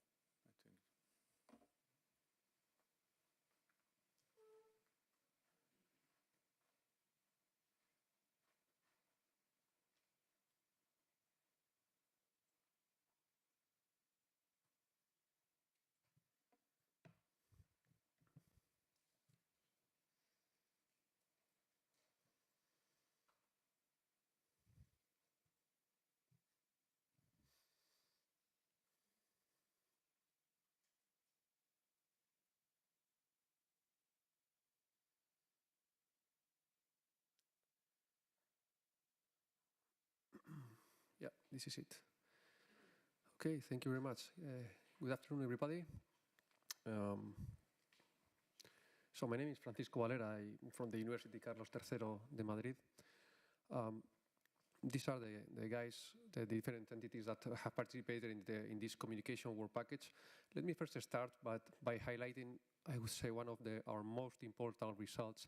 I typically say when I'm presenting a project, which is the effort that it took us during these 3 years to encompass the different skills, the different requirements, the different languages from different people coming from the telecom side, from the aerospace side, from the security part, from the standardization part. So this is a huge effort that took place during these 3 years, and we hope we can continue in the future, because it's normally we are only talking about technical results, but from my point of view, it took quite a lot of effort, and I'm more and more seeing that in these drone projects, in these UAV projects that are quite heterogeneous, it really requires quite a huge effort to maintain the working team. No? So I just wanted to highlight it. Let's talk a little bit then about the communication part. Okay, so this is the question that we ask ourselves when we start thinking 6-7 years ago about Labyrinth proposal. We had their 5G as an emerging technology, so we thought, okay, let's use 5G. But why do we need a 5G UAV? Do we need it? Do we want it? So obviously we wanted when we are thinking about 5G, this is what normally people thinks about it, right? Cellular technology, radio technology, to mobile phones and so on, okay? But and when you try to mix this with UAVs, what you normally have is what we name as a cellular UAV, which can either be one of these two things, a UAV with cellular connectivity, or it can also be a UAV with a portable base station, right? So in Labyrinth, we certainly wanted cellular connectivity, but it was not our main target. Our target was to have multi-technology there in order to be able to connect the drones using cellular technology, but also satellite, also maybe Wi-Fi, also a line of sight radio frequency. I mean, try to mix all the different technologies, right? So when we came to the 5G world, again, do we need 5G radio connectivity in Labyrinth? So the answer was certainly not, definitely not. I mean, we analyzed the network requirements, the delay, the throughput on all these things. And in general, the 5G KPIs are relatively low. So then, we do not need 5G then, or what, okay? So the thing is that 5G radio is just the tip of the iceberg in a 5G. So it's not just the radio, that's what we typically think, just mobile phones and that's it. So it's not like that. So so let me put, this is the 5G architecture. Obviously, I'm not going to explain it, but just to show you that the radio access network, the radio part, although it's very important, obviously, in 5G, is not the only component there. There are many, many other technologies and standards that has been related to 5G as well, right? So in the 5G iceberg, right, as I was explaining, this cellular technology is just the tip, okay? So if you just dive a little bit into the iceberg, we are going to see that there are many different technologies that are also 5G, and we want to take advantage of them. So in fact, what we want is to use the flexibility provided by 5G networks in order to guide our communication network for our drones, okay? In order to make things that we cannot do with classical networks, right? So these are in Labyrinth, we based our communication architecture in these three main pillars, three main 5G pillars. One of them is the SDN, the other one is NFB, and finally the core integration, okay? So with the SDN, the idea is to be able to control all the possible interfaces, communication interfaces that the drones may have, obviously the cellular, but all the others that may be there, okay? And be able to integrate it in a kind of full mesh so that the drone and the ground control station and the different stakeholders, okay, the use space, or whoever is working there, can use them all in order to provide a flexible communication network, right? We also have the NFB, the Network Function Virtualization Technology, which is going to be allowing us to deploy on real-time software in the different drones in order to have different missions enabled and so on. And finally, obviously, we want all this to be compatible with the 5G core standards, right? So that's the other thing that we included, okay? So again, we unfortunately don't have time to explain all the details, but this is what we implemented, in fact. I don't know, is there a laser light to highlight, please? No, I cannot. No?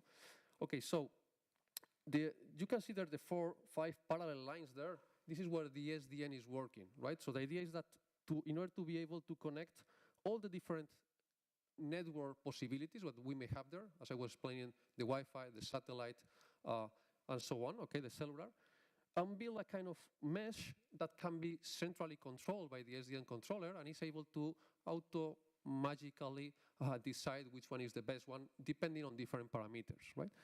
Then we have this idea of the NFB that I was commenting that is shown there in the bottom part where you can see the app, right? So we can automatically update the different applications, or we can deploy new applications that may be running there in the drones and control them again from a central location, okay? And finally, we made this compatible with obviously with the 5G architecture, right? I just included here, just in case you are interested or the audience, our main results, including different journals and conferences, and also some standardization initiative that we took. Okay, and just to finish, let me introduce my colleague, José from Telefónica, which is going to show you how we try to fit all these ideas, technological ideas, into Labyrinth, let's say, communication architecture, including all the different stakeholders, including the US space and all the different stakeholders. Okay, so. Okay, thank you, Paco, for your introduction on 5G. So now, let's see how these technologies fits on the project, on the work package 4, which is the one related with communication. So the main objective of this work package is to design, deploy, and validate a communication platform that support all these elements that compose Labyrinth. So we differentiate 3 main domains, which are the UAV domain, where are located the drones and themselves, where the flying domain. Then the GCS domain, where are placed the ground station, in the direct communication of the drone in the ground. And then the UTM domain, where are placed the path planner and all the managing things of the drones. So then, as Paco commented, not only the cellular communication is the 5G, so we included the SDN, the NFB, and the 5G access, including on the transport side and the 5G core. And we have to notice also that we used a multi-interface UAV network that supports communication between UAVs also. And then we try to collect all the interfaces that have the drones by having a set of technologies, including satellite, cellular communication, the legacy communication of the drone, which is the radio frequency, Wi-Fi, and fixed communication in other domains. So this is let's say the summary of the work package. This is the communication we proposed, which is our objective is to have the reliable, robust, and resilient communication among the 3 domains. So we can see here the communication between the 2 UAVs here in the left, and then we can see how they go the communication among the domains between different alternatives, satellite, 5G, Wi-Fi, radio frequency. So this allows us to have a flexible architecture to accommodate the communication in terms of depending the bandwidth, the latency, so we can select the best option to communicate the drone or the domains between them. And well, this is a summary of the test we have done in the project. So we tested an interface manager, which is the technology that selects the best alternative in the communication. And this has been tested in Photonic, which is a laboratory in Madrid, also in the INTA UAV and also in Alteia UAV. In the DLR UAV, we tested the satellite communication, and in Telefónica laboratory, we tested the transport side that includes the AGF and the 5G core. Let me introduce these 2 concepts to finish. These are 2 concepts that are also 5G. The access gateway function is a transport technology that provides interworking between fixed locations with non-5G terminals, so we can use typical residential gateways. It communicates along the AGF, and then it can go through a 5G core. And we tested also the free 5G core, which is an open source project for testing 5G mobile communication core networks. It simulates all the elements that involve the 5G core, and also allow us to simulate the radio access and the user equipment So with this and the AGF, we have a complete communication structure, starting with the residential gateway and finishing on the 5G core. And well, this have been all related with communication. Thank you for your attention.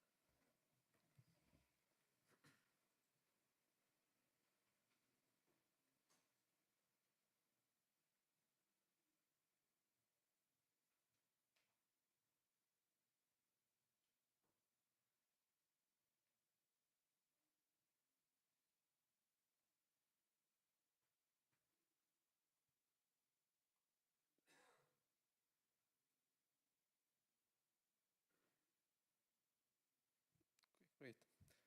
Hello, everyone. Good afternoon. This is Shaaban from AIT, Aarhus University of Technology. Currently, I'm going to make an overview about the cybersecurity investigations we've done in the Labyrinth, in sense of the threat analysis and how these threats can be make different consequences in our UAV network. Before we delve into informations, we need to understand why we need really cybersecurity in this topic. So as we hear today about different approaches, different scenarios that UAV can be involved in investigations, in surveillance, and different applications, all of these parties that contact to each other with a server that like UTM and also with other drones through the communication channels to be fully connecting over the network. We can see that all these communications and all of that apparatus should be cyber secure in order to avoid any kind of cybersecurity incident that could be take place in any part of this system. Therefore, we can say that cybersecurity is a critical issue in this domain, which any kind of cyber attacks in any part of these connected components or apparatus could lead to the different negative consequences. This could be a safety critical impact, for example, like hurting some property or people or so on. So the establishment of cybersecurity measures, security mechanisms that will be support in mitigating these cyber risks, and also the correctly implementing of security requirements in that sense are quite essential. Therefore, it is important that we can find the vulnerabilities, that attacker can see any possibilities for successfully make a cyber attack within the system network. And also it's important and crucial that the implementation of security requirements that should be verified, that's already fulfilled in order to considering any multiple of cybersecurity issues that need to be considered.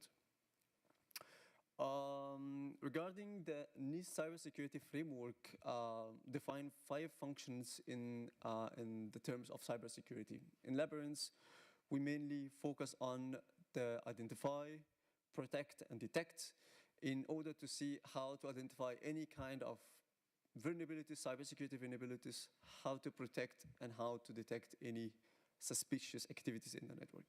For the identifications, we model the Labyrinth systems considering component informations and the all interfaces that are already described in the system models, and perform cyber threat analysis to investigate any possible ways that could lead for any kind of successful cyber attacks or suspicious attacks. The second part is the protect, which is mainly aims at protect our systems from different cyber incidents. We use the standards IC 62443 in that sense in order to see how to build a cybersecurity UAV network to protect our connected component with the network.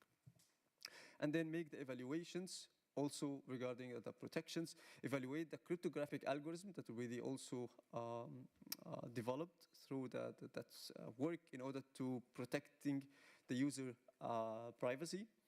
And for the detect part, we also developed the anomaly detections using clustering approach in order to see and detect any suspicious activities through the network.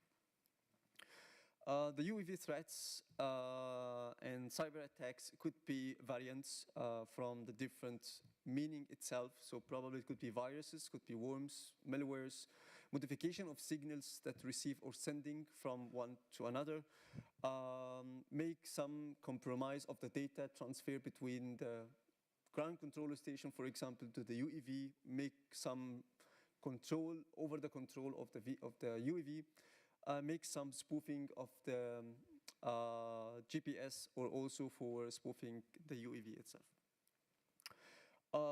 For the identify and the protect phases, we use ThreatGet. ThreatGet is a threat analysis tool that mainly aims for perform the cyber threat analysis in the Labyrinth models and highlighting what is the existing cybersecurity vulnerabilities that need more security considerations. We also support, that's the outcomes of ThreatGet support, in order to identify what are the security goals and how can we use the security requirement based on the standardizations in order to improve how this security can be achieved. Also, we developed a new approach for the threat modeling based on the ontology in order to verify the correctness of this security requirement and ensure these requirements are completely fulfilled to meet the main security goal. For the database of the ThreatGets, we developed a complete new threat database based on the state-of-the-art. We really developed that to describe what is the most or the common cybersecurity incidents that could be collected and then be translated in the way that ThreatGet can understand. So we really have languages for that. So all of these investigation is already translated in this language, and then that's the rule engine of ThreatGet can interpret, and afterwards we perform the threat analysis. We'll come about that later on, but also we describe the impact and the likelihood for this incident that already described in the database based on the chance that this cyber attack could take place, and also what the impact could be described. For the impact itself, we describe it in 5 levels. The impact, it could be for the UAV operations, so cyber attack could take place to stop the operation of the UAV itself, or it could be to completely make it's out of control, not working anymore. Also could be some financial impact, so the drone is out of control, start hitting some property, which is financial impact, and data breach integrity, and also confidentiality as well. Then we really developed that at the part of the work to see how the high-level model of the Labyrinth, without any much details about the system model and regarding ThreatGet modeling stuff, each of these parts in diagrams, like the UAV at the upper level and the ground control station in the bottom level, could be investigated and could be described in much details. So as you can see here, we have sub-diagrams. Each diagrams describe much more details about the internal structure for each of these single nodes, and then perform the threat analysis to see what is the cybersecurity vulnerabilities. And this is already makes this analysis based on different security properties already apply for each component here, and also for the communication channels between all of these connecting properties. And then the rule engine of ThreatGets, it makes these investigations to see what is the security concern it's need to be considered here. We also define a set of security issues and recommendations based on X.800 standards for the OSI security architecture model, which is mainly investigate the security services and mechanisms that should be described in terms of the telecommunications based on the OSI model, or Open System Interconnectivity model, according to the 7 layers. You can see different security services like authentication, access control, integrity, and on the right side level, you will see different mechanisms. It should be described in the way that's how to provide the services and the mechanism for each service, and that on the sense of the Labyrinth model and also for the submodels of our model itself. The threat analysis using the ThreatGet tools, it's start make the analysis. You can see here a list of threats already detected by the tool, and then start make the investigations, classify these threats according to the impact or the behavior of these threats. This is already classified according to the STRIDE model: spoofing, tampering, reputation, information disclosure, denial of service, evaluation of privilege, and each one of these category has a specific violation of properties in order to make these kind of threats take place. And then make the risk evaluations to see the different level of the risk, what is the critical level that need to be really concerned in order to protect our system, what is could be less and less and less until we could have some less severe impacts based on this evaluation. And based on that, also can make some highlighting about the existing ports or interfaces in our system.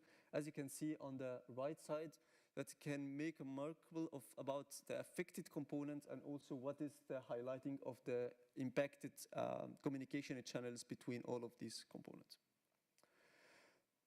Then we use this stuff, that outcomes, and then use it for the security requirements to investigate what is the security requirement it's needed, build our ontology. Ontology, it's already described a big image with much details to see how much information is really needed. We call it the ontology twin because it's already described in the same way that's already described in ThreatGet with much details about the security properties and security requirement already applied. And then let's our approach that already developed for that purpose to investigate if these requirements are have effectiveness for making this risk low or to mitigate any kind of these cyber activities. Also, as a part of work for the protect categories, that's already focusing on the cryptographic algorithm. And for the authentication key exchange, it's essential and it's important for the communicating parties to start sharing the keys. This is good, this is important, but in somehow, some external can learn who is communicating with whom. And this could be breach some privacy issues. Develop the privacy key or the authenticated key exchange. It's solve these issues to maintain the privacy and not allow anybody from the externals to can understand who is communicating and in which sense he's already communicating with other parties. On the other hand, also for the forward secrecy and zero RTT, which is also make some exchange between the parties at the beginning to exchange the key, to establish the sessions for the communications. This is great, but also zero RTT, which is the algorithm. It means for the round trip time, so it needs to make multiple of communications in advance, but it also the encryption message, it could be already sent together with the first message can be transferred. And then this, it has some shortage until 2017, and then in 2018, this is really improved in order to make this more applicable, and also we integrate that with the plume filters, encryptions, in order to improve how this could be work in our application scenario. Regarding the detections functions in our contributions in this work, we also use the anomaly detections at the essential part here to detect any suspicious activities within the network. So we collect the data based on in sort of JSON files, and then start make the clustering of these data based on specific characteristics extracted from the simulations. And according to that, we are make clustering of the what's it's really non-suspicious activities and what is could be suspicious. And if this kind of information doesn't have any categories regarding what we've already done, it could be described as a suspicious, and this is described or described as an external parity, or we call it here outliers, make any kind of activities within this network which is unauthorized to be done by themselves.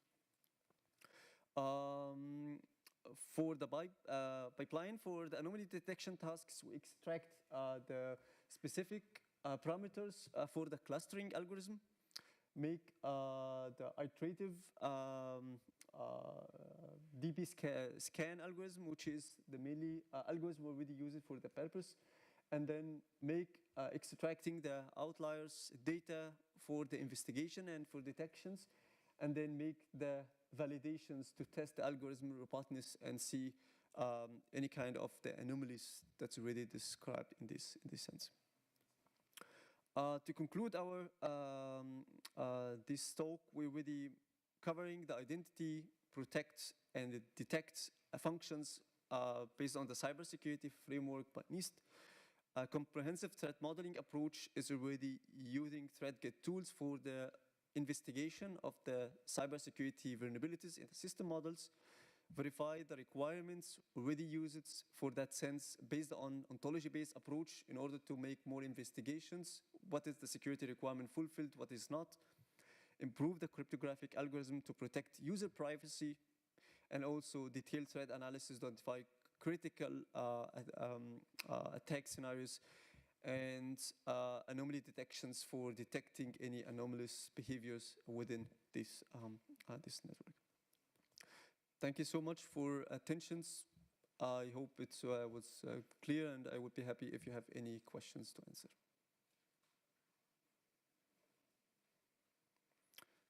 Okay, if it's not so, thank you.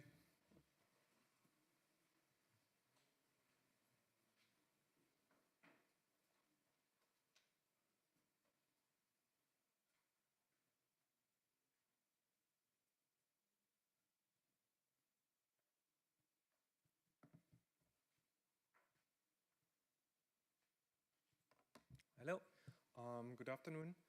My name is Andreas Hasselberg. I work at the German Aerospace Center, and I'm presenting the work that was done on U-Space and on the ground control station. The work was mainly done by colleagues of mine, but they couldn't attend here, so they asked me to take over. So I'm presenting mainly the work done by others. So we've seen the different use cases of drones and the different applications and the benefits they can provide. And we are expecting to have many more applications like this in the future. So the question is how we can ensure safe operations, how we can ensure that if several operations take place in close vicinity to each other, collisions between drones and other obstacles are avoided. So you could say, well, it should be the responsibility of the pilots, so they should be able to see the drone all the time and avoid the obstacles. However, a lot of the use cases require to fly long distances, and it will not be possible that the operator can see the drone all the time. So this is not a suitable approach. Also, you could say there should be something like an air traffic controller looking at all the drones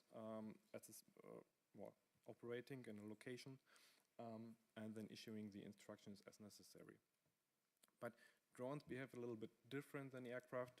Some very quick reactions might be needed, and also this approach would be very costly and not proportional to the cost of operation of the drone, so this is also not going to work. So what's left is the option to have an automated system, to have a system that can separate the drones from each other and ensures the safety. We further would like to have the same system, the same approach all over Europe. So no matter where you operate the drone, you don't need to investigate at this specific location what are the requirements, how does it work. It should be the same everywhere. And in the last years, for this, the U-Space was developed. This is the approach in Europe how to manage the drone traffic. And one important step was that the first concept of operations, CONOPS, was developed, and that was a basis that we used in this project. So we took this concept of operation of USpace and implemented parts of this for the Labyrinth project. This implementation of USpace was used as a testbed, so it allows to modify parts of the implementation, allows to add further services that we want to test, and at the end it supported the conduction of the test cases and use cases of the project. The basic idea of USpace is that it shouldn't come with too much additional effort for the operator, and also in the demonstrations we could show how USpace, or the Labyrinth USpace implementation, was able to separate drones without causing too much additional work for the operators. So how does it look like? USpace consists of a set of services. It's a service-oriented architecture, and each service is an application that runs on a server and has a specific task. And these services communicate with each other, and they communicate with the drone and the ground control station. In Labyrinth, we implemented a set of services. That's the greenish box. We called it the Labyrinth UTM system. But because it's a service-oriented architecture, it's easily to add further services, and these are the ones shown here outside of the box.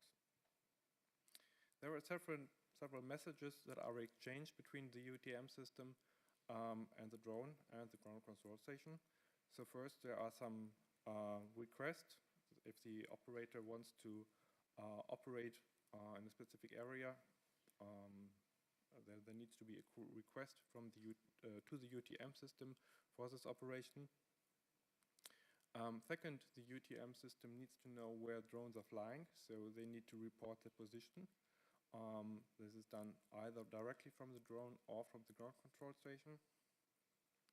And finally, there are some messages back from the UTM system to inform the operator about other traffic or about actions that are necessary to avoid collisions. These are the instructions sent from the UTM system to the ground control station.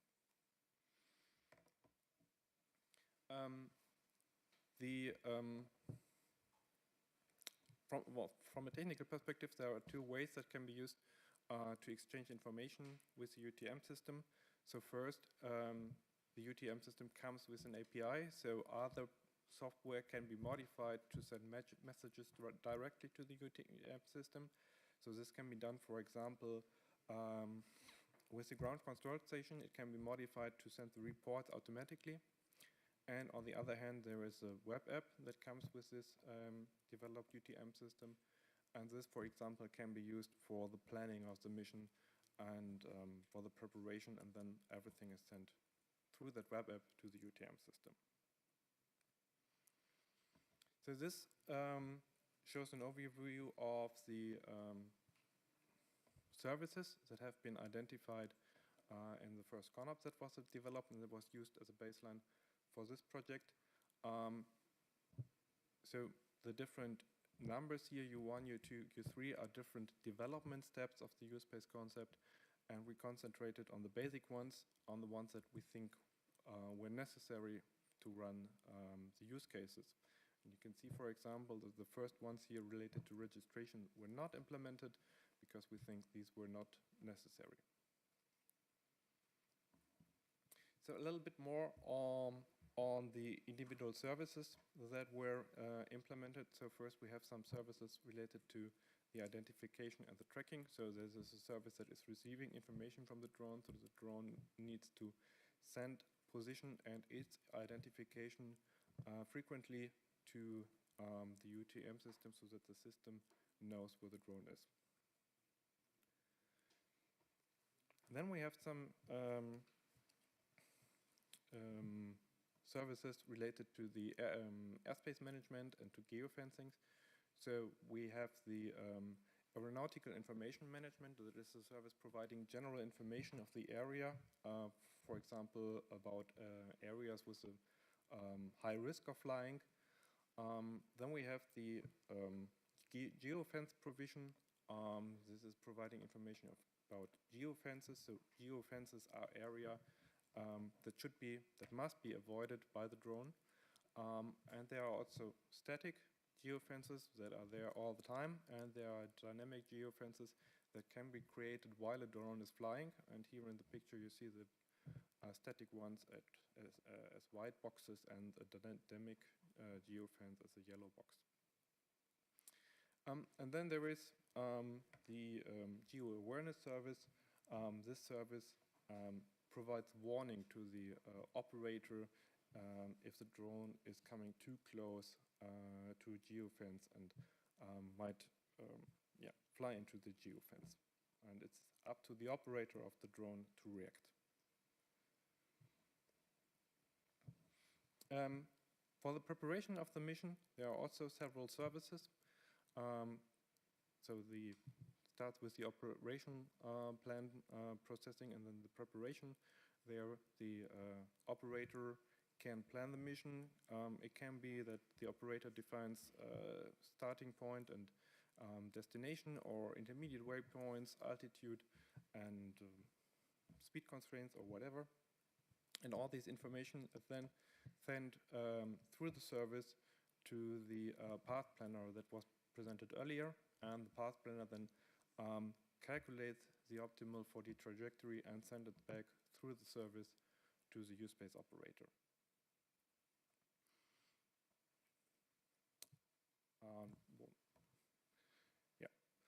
For the preparation of the mission, there are three ways. First, the API can be used. So, for example, it can be integrated in the ground control station if it's possible to use this to plan the mission, and then everything is put into a format that is understood by the service and processed there. The second option is to prepare everything in a file. This is very helpful to run simulations if one mission should be repeated again and again. And the third is to plan the mission in the web app, and there you can select the different waypoints and the constraints for the waypoints of the mission. Then during the mission, it might also be necessary to adapt the trajectory. So in case one of the dynamic geofences appears, the system checks if the trajectory will conflict with the geofence. It will activate the path planner again to update the path of the mission, and it will inform the operator accordingly so that the operator can avoid this new geofence. And finally, then there are some services related to monitoring and warning. So, for example, there's the emergency management service. With this service, the operator can inform other operators in the vicinity about issues with the drone. So, for example, if the connection with the drone is lost, the service can be used to issue a warning. The monitoring service is a service that checks the position of the drone in comparison to the flight plan, and it detects deviation and will inform the operator if there is a deviation, and will also create a dynamic geofence if a deviation is detected, so that other drones that are operating close by will avoid the area where the drone is not acting as expected. Further, there is a traffic information service. So that is a service that is providing information about the drones in the area that could be used, for example, by the operators to see what's going on and why they receive specific information, or it could be used by air traffic control if they want to see which drones are flying. And finally, there is a legal recording service. So every messages that are exchanged are stored so that later on it can be analyzed what happened if something goes wrong. Additionally, we also adapted a simulator. So we used the Blue Sky simulator from TU Delft and added a plugin to this simulator so that it it is able to exchange messages with the UTM system. This plugin translates the flight plane information from the format used by the UTM system to the format of the simulator, and also sends position reports of the simulated drones and automatically accepts all the instructions sent from the UTM system, so that it can be used to simulate scenarios. Okay, so we use this UTM system in the demonstrations, and the idea is to use what we've learned there to further update and improve this UTM system for further projects or demonstrations. That's it from my side. Thanks.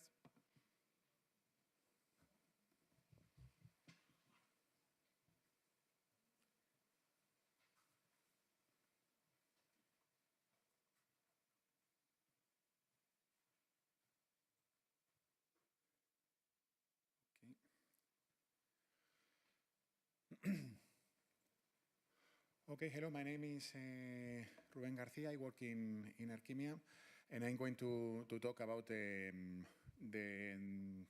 final use, the use cases and the final test that were performed to prove all the use cases. I will try to go more or less fast on the slides to be able to see a video that we have prepared with the final results to watch all the use cases in practice. Okay, so the whole Labyrinth project has been around 4 main use cases that have guided our development and also the final test. For one side, the airport use case that is whose final end user is Archimia, which is everything related to airports. Another use case is road control use cases, whose final user is DGT, which is a Spanish government agency for traffic control. Then we have a rescue and emergency use case, which final user is SAMUR, and the port and sea control use case, which final user is the port of La Spezia in Italy. All of them are very special and control use cases that will require several drones to function at the same time, performing different tasks. Okay, so regarding the airport use cases, it has been the final tests have been taken with the Schaefer drone, which is a bird-safe drone, which is used both for bird scaring at airports, just substituting falcons, and also for inspection and surveillance. Okay. This is the applied for bird scaring, and well, the final test in airports has been around 2 main use cases, which is avian control, which is mainly the bird-safe drone just hovering around the landing zone and the takeoff zone, just trying to scare any bird to avoid bird strikes, and also the airport surveillance and foreign object detection. These are the routes for the use cases. We tested with 1 real drone and other 3 simulated drones. Well, these are images from from the test, just from the camera. The test took place in Marugan in Segovia, in Spain. And well, both tests were performed successfully, and well, we identified a couple of areas of improvement regarding user experience and also the conflict techniques. The second use case is road use cases with the DGT. We have considered two main cases. First of all, a speed metering use case, which consists on two drones being placed at two different places on a road, and using number recognition, trying to detect vehicles transiting through both points and identifying the speed of the vehicles, just to take a speed control. And the other use case that we took into account for road monitoring was surveillance, road surveillance with several drones that will have to deconflict themselves and plan their routes. Okay. So the tests were performed in Rozas in Vigo and performed successfully. The next use case was emergency and rescue, which was performed with the end user of SAMUR, which is an emergency, the emergency operator in Spain. We considered two use cases. The first case is giving first aid via air transport, in this case with a defibrillator. And the second case is evacuation of a crowded zone. For the first aid, the three drones were considered. The first one, a camera to evaluate the situation. Afterwards, after evaluating, then the drone with the defibrillator came for aiding the wounded, and to consider a third drone, it is considered that the first drone, the first camera drone, runs out of battery and have to be substituted by another drone that has to coordinate with them. And the other case is evacuation. It's the biggest stadium, like Bernabeu in Madrid, was considered for this, and then multiple drones with speakers led the evacuation and also the surveillance of the place. And during the process, the use case ended successfully, and well, subject for improvement is the time taken for the evacuation and for emergency that can be improved in the future. And finally, we took into account the ports in La Spezia. Mainly for surveillance of the perimeter of the concession area, the storage areas, and the traffic areas. Being the port was a very big area and also very close to a city, so it's very subject to normative problems and to conflict problems. So well, all the tests were performed in La Spezia port, as I said, and all the conclusion was that all the use cases were tested successfully, and the capabilities of the platform were tested. And okay, I'd like to show the video of the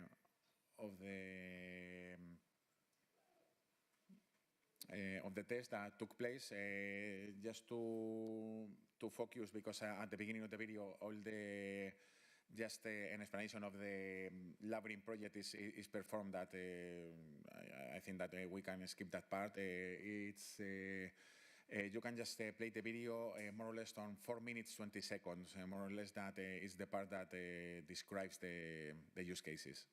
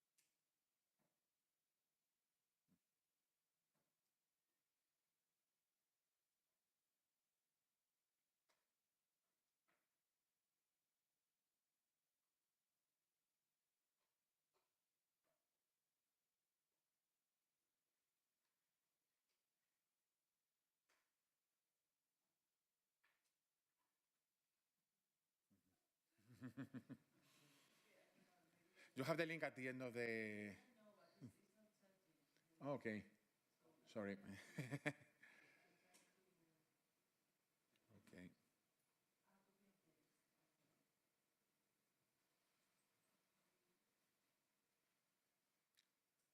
Leave issues.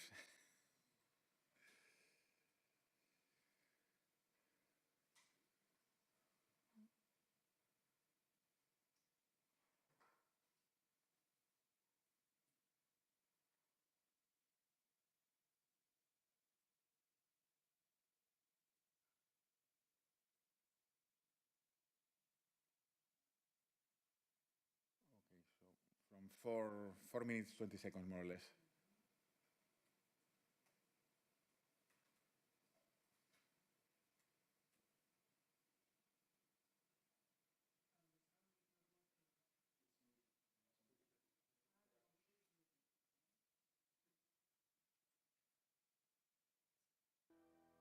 Today we'll be performing the test on the use cases scenario for airport control. On the mission that we will perform today, we will use the Schaefer UAV, which is a UAV shaped like a bird of prey, and we will be using for a mission for aviary control. So we keep the airfield protected of potentially dangerous bird strikes. On our second flight, we'll be performing a patrol mission taking care of the security of the airport. On today's mission, we'll be performing a flight with one UAV combined with 2 simulated UAVs. These three units will be reporting the information to the UTM, and we'll be negotiating their trajectories in order to avoid collision. The maritime transport, 2 ports showed interest in using drone for the daily tasks. In the case of the port of La Spezia in Italy, that is a container port, it was their first contact with using drones for monitoring the loading operations or for their daily security and safety routines. For instance, they could check that even when the drones need to fly very high over the cranes in the port, the quality of the images that they could see, it fitted perfectly with their needs. And in the case of the port of Ferrol in Spain, they need the drones to monitor the traffic in the river and to inspect infrastructures, also to deliver packages to the ships, and also to broadcast instructions to the captains of the ships. We are testing 2 different scenarios today. The first one is a cardiac arrest in the context of a car accident, and we will have 3 drones working on the scenario. 2 of them will be our eyes in the sky with cameras assessing the entire scene, and there's a third drone delivering defibrillator. So a layer rescuer who who is present at the scene will use it to help the victim.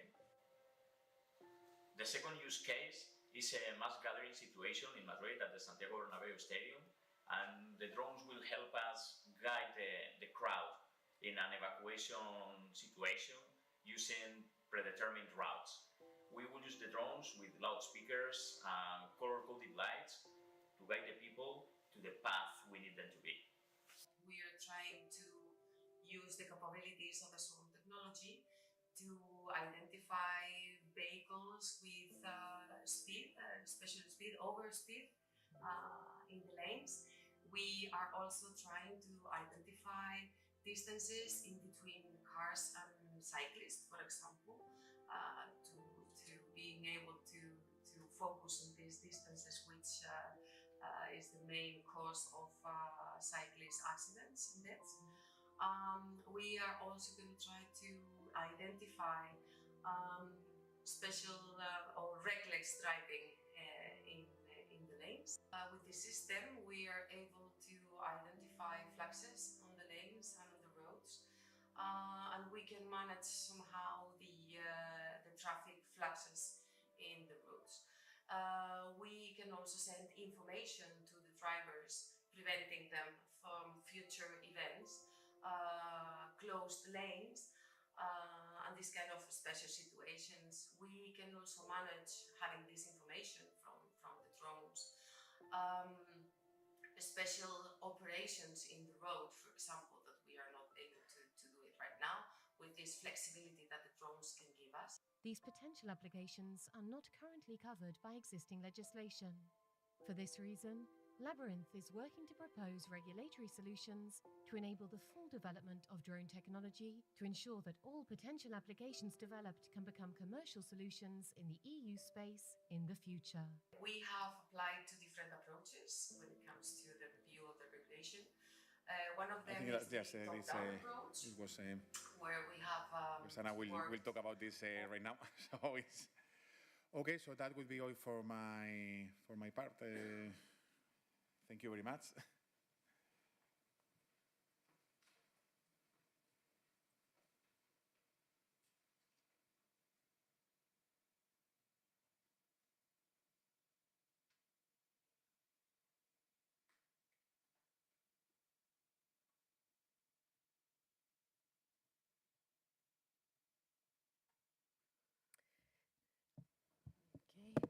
So now we're going to talk about the regulatory issues we have worked and identified during the project. I think it's a very similar job that what you have done, Dirk, in the Drones4Safety project, but I think also that this is the arena where to discuss about these results. I mean, doing the same approach, quite similar approach, and you will see now, we had ended up with completely different points of view when dealing with this work package. We have worked very closely also with EUROCONTROL, a colleague of yours, Peter Hula, and his team. And we also have collaborated very closely, and that is why José will talk later, from DIN, more oriented to certification and standardization. Okay. So from us, we had these 4 objectives when facing all the regulatory issues and aspects during the project. The first of all, of course, is to comply with current regulation and include all the aspects that should be considered within the project, including privacy rights and personal data protection issues, where it was quite commonly asked by partners how to deal with it. We also performed the data protection officer on the project as well. The second objective is to ensure legal certainty, constant regulatory adaptation related to drones technical developments, and especially oriented to the professionalization of the activity, meaning that all the as we like to explain, all the technical advantages and all the new results from the projects could be really implemented in the future in technical and real solution, commercial solutions. So to do this, regulation has to go much hand in hand with these technologies. The third objective is to make recommendations to drone regulators on the possible market solution based on the results of the project, and you will see it later. In our case, as Luis said before, pretty much focus on the swarm concept, UTM, ground control station, and automatic routing. And also as a fourth objective, to speed up all these regulatory changes, and you will see that we also propose a tool that we think is quite interesting to first of all, to prove new concepts, and also to be able to implement in real environments new technological approaches. So how do we did it? We did it like in 3 steps. The first one is the top-down approach, as we say it, and it's very similar to what you have done in your project. So this means regulation, compilation, and analysis to know a little bit what is the state of the art in the regulation aspects. But then we did the bottom-up approach, meaning that we had these case studies, these use cases scenarios in different countries, what it's also important because we had to take into account the specificities of every country and the specificities of the different use cases that, as you've seen, are completely different and have nothing to do one with the other. And making this analysis top-down and bottom-up, we did this gap or best practices identification, and from that we made the regulatory recommendations. So this is a little bit the structure I just told you in terms of deliverables, just if you're interested in checking. If we start with the top-down approach, I'm going very fast, but after the meeting we will have time to discuss and talk if you want to. We analyzed at EU level, I guess, the same regulations we all know, of course. Plus, we took also into account, because the activity was started at the beginning of the project and will end up at the very end of the project. We have also identified and analyzed the new regulation 203 from 2023 that it was released by European Commission at the end of February, I think, of March. Related to the identification of security risks and how to manage them and implement it in operations. We also, as I told you earlier, took into account other aspects that not were directly the ones related to the operation and the management of drones, but also privacy rights, personal data, liability and insurance, metrology and certification, law enforcement agencies, and other regulation that may be not directly impacted to the project itself, but somehow could affect either the Labyrinth system or the use cases described. With this, we perform a regulation matrix. It's a very easy tool for the partners to make easy use. We also identify national regulation when it comes to the application of the use cases. We have here an example on how we did it with Spain and Italy and its comparison. And we also work together with EUROCONTROL with the best practices identified in different countries. Doesn't mean that it has to be in a specific regulation, but just some exercises done with some I don't know, recommendation from those exercises that I think they were quite important and interesting to be taken into account, especially use-based initiatives in Italy, UK, USA, New Zealand, Switzerland, and Germany. Once we did this top-down, we started with the bottom-up approach. What we did is to work very closely with the technicians, work very closely with or work together. In fact, we were there in the validation of the use cases in the different live trials to identify which ones were those gaps or those areas where the current regulation was not specifically supporting what the future development of the project would be. We identified like these 6 blocks First, in the use of airspace, like general concept affecting the U-space services and the UTM, well, you will see it later. And then other aspects common to all use cases, and my colleague will explain later on, that has to do mainly with the payload, distances versus time, visual line of sight, concepts that are really important to work with. And then the specificities of every of the use cases that I've explained before, and you have here mainly what was the services that you have in there in the first line, that it was explained by Ruben earlier, and then the main aspects that could affect to each of them the regulation in case of wanted to develop these services and commercialize it in the future. So with all this information, we planned, or we defined what is these recommendations, that I must say there are two levels, these recommendations.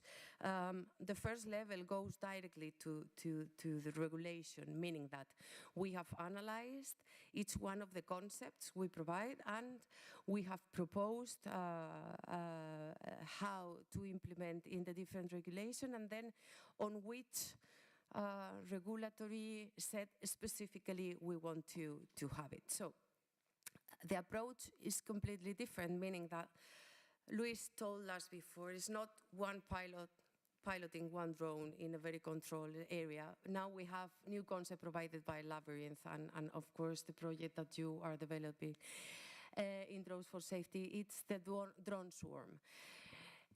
When we talk about the drone swarm, and we have to define it because it's one of the most important things when it comes to regulation, is to define exactly what are we talking about and where are we applying this concept to be able to use it in the future. Drone swarm goes very much together with the new definition of operations and the role on the ground control station that is now substituted by what we know the pilot in the methodologies, in the regulation. So now we have one ground control station, many drones as you can have. Luis told us earlier that they even did simulation with 30 drones, where the system started to saturate, but we are talking maybe about, I don't know, 10, 15 drones. We are also talking about drones that could be autonomous, so they can have automated route planning. I mean, we are talking about this completely new concept, and those aspects are the ones that we have worked very much into detail in the document. I cannot go very deep into this because I only had like 5 minutes to explain everything, but as I told you before, I'm very willing to share all the information with you. We also have to define, well, as I said, the number of drones, but also an aspect that really concerns people working in the project and all the researchers. It's also the administrative burden. So we have also dealt with this aspect. Also with payload, distances versus time, and visual line of sight, as I told you earlier, dealing with the use cases. And finally, we have one second recommendation in the project. This is not like directly applied from the project like itself, so we can make a full implementation of the technology and commercialization of the Labyrinth solution in the market, but we think it is very interesting now that you're here, and it's also reflected in the document, that we propose to set a regulatory sandbox for drones. As you all know, a regulatory sandbox is a controlled regulatory environment for R&D. What opens more flexibility for researchers to prove these new concepts and these new technologies that nowadays, and specifically in the case of drones, that it's so complicated due to the different restrictions with airspace and so on. We consider it's really, really interesting, not only because of that, because also it goes pretty much aligned with the EC Drone Strategy 2.0. in some of the aspects. So these regulatory sandboxes are specifically designed also for swarm drone technology testings as one of the best options to meet this Commission vision on how to develop in the future all the use space and so on services. Also because it's already implemented in EU states. 21 member states already have implemented one sandbox somehow. You know that the European Commission has launched also their first sandbox on artificial intelligence, where it's a first step that opens a new field for all of us also in the area of aviation. It also encourages innovation promotion, definitely, because all the limits we can have with regulation, it's somehow softened.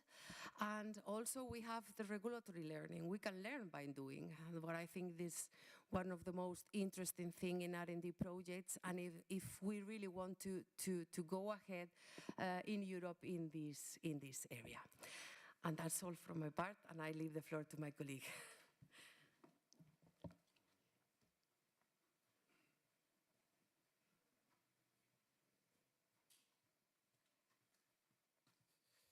So, okay, let me first introduce myself. My name is Joseph Saurer from DIN, Germany.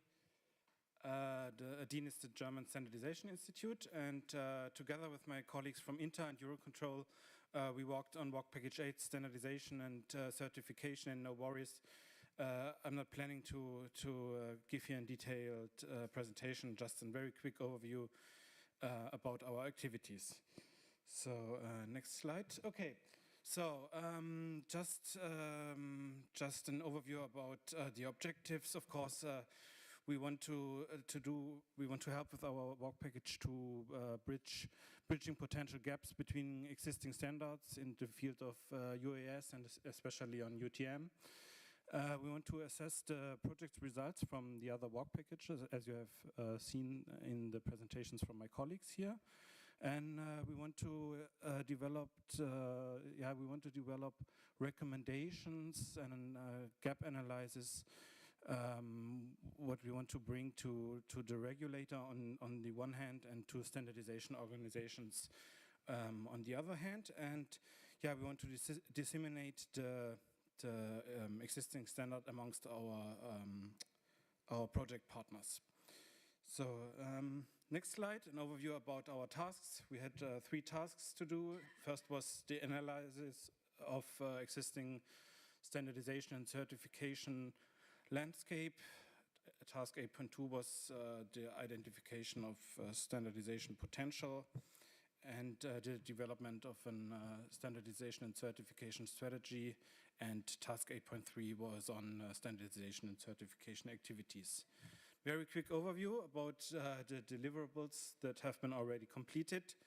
We developed an overview of existing standards and standardization certification activities with a very detailed explanation on the standardization landscape, important stakeholders here, standardization developing organizations and something like this. Second deliverable was the standardization and certification strategy, and the most important outcome was that we want to figure on specific criteria, especially on communication, navigation, safety issues, and general, for example, vocabulary things or classification issues. So, and then we have also 2 other deliverables and very, very detailed safety analysis for new features as required by swarm operations. And the other thing, what is very important, is that we are developing airworthiness requirements and acceptable means of compliance. Those are still under finalization and will be expected, of course, for the end of the month. So, as Anna said, we want to invite you all for a separate meeting where we can spend more time on having a detailed view into our results of Work Package 8 and Work Package 9, And yeah, it was also very interesting what we heard from Mr. Schaefer, what they did and what they found out in the Drone4Safety project. And so you are all invited to attend this meeting. We are planning this for the end of June. So, and hopefully until the end of the week, the agenda is finally set and we can distribute it amongst the project partners, and of course all of you who are interested are invited. It's open to the public. And yeah, that's all from my side. And if there are no more questions left, I would end my presentation here.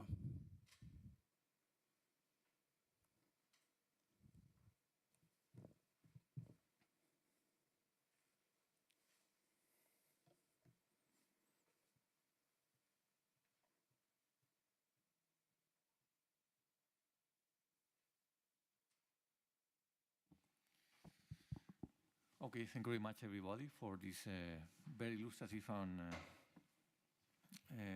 very well prepared presentation for both projects. And now is the time for the conclusions. I wonder if any of the project coordinators were to intervene and to say a few words. I can start if you want. Well, I have some conclusion about, at least in relationship with our project. The first one is that one of the things that we want to test in the context of the Labyrinth project was if to be feasible to use only one operator to manage a set of drones, 10 or more, in a restricted area, in an operational area. And we have proved it. I think it is a viable solution, and this will decrease the cost of this system, because the model of one drone, one operator is, on the long term, is not enough. The second question important is that the UTM conceived as to now is feasible, because in fact we have the UTM, the kernel in Germany, which do the contingency analysis, definition, and so on. The path planner service is provided at Madrid in the server of Universidad Carlos III, and also we have tested different GCS in different locations, in Italy, in Spain, in 2 places. That is, the system is perfectly viable to be used. Also, an important part we have tested it as we are able to have a very reliable communication with the 5G strategy and continuous, enough to present to the operator, but also to modify properly in case of contingencies. The security has also been proved. And another interesting aspect that has not been included very much here, because it was not in the context of the project as a deliverable, is that we have simulated many different situations with many different drones, up to 40 drones in different contexts, ports, and cities, in order to see things that now are difficult to see, like saturation, which is the number of drones that can be fly depending on security conditions. We have used a time window of 1 minute as a security condition, and 40 meters of distance between drones. This affects strongly to the number of UAVs that can be flying. And this will be important if we need to analyze in the future which number of drones we are letting enter in the space. Thank you very much.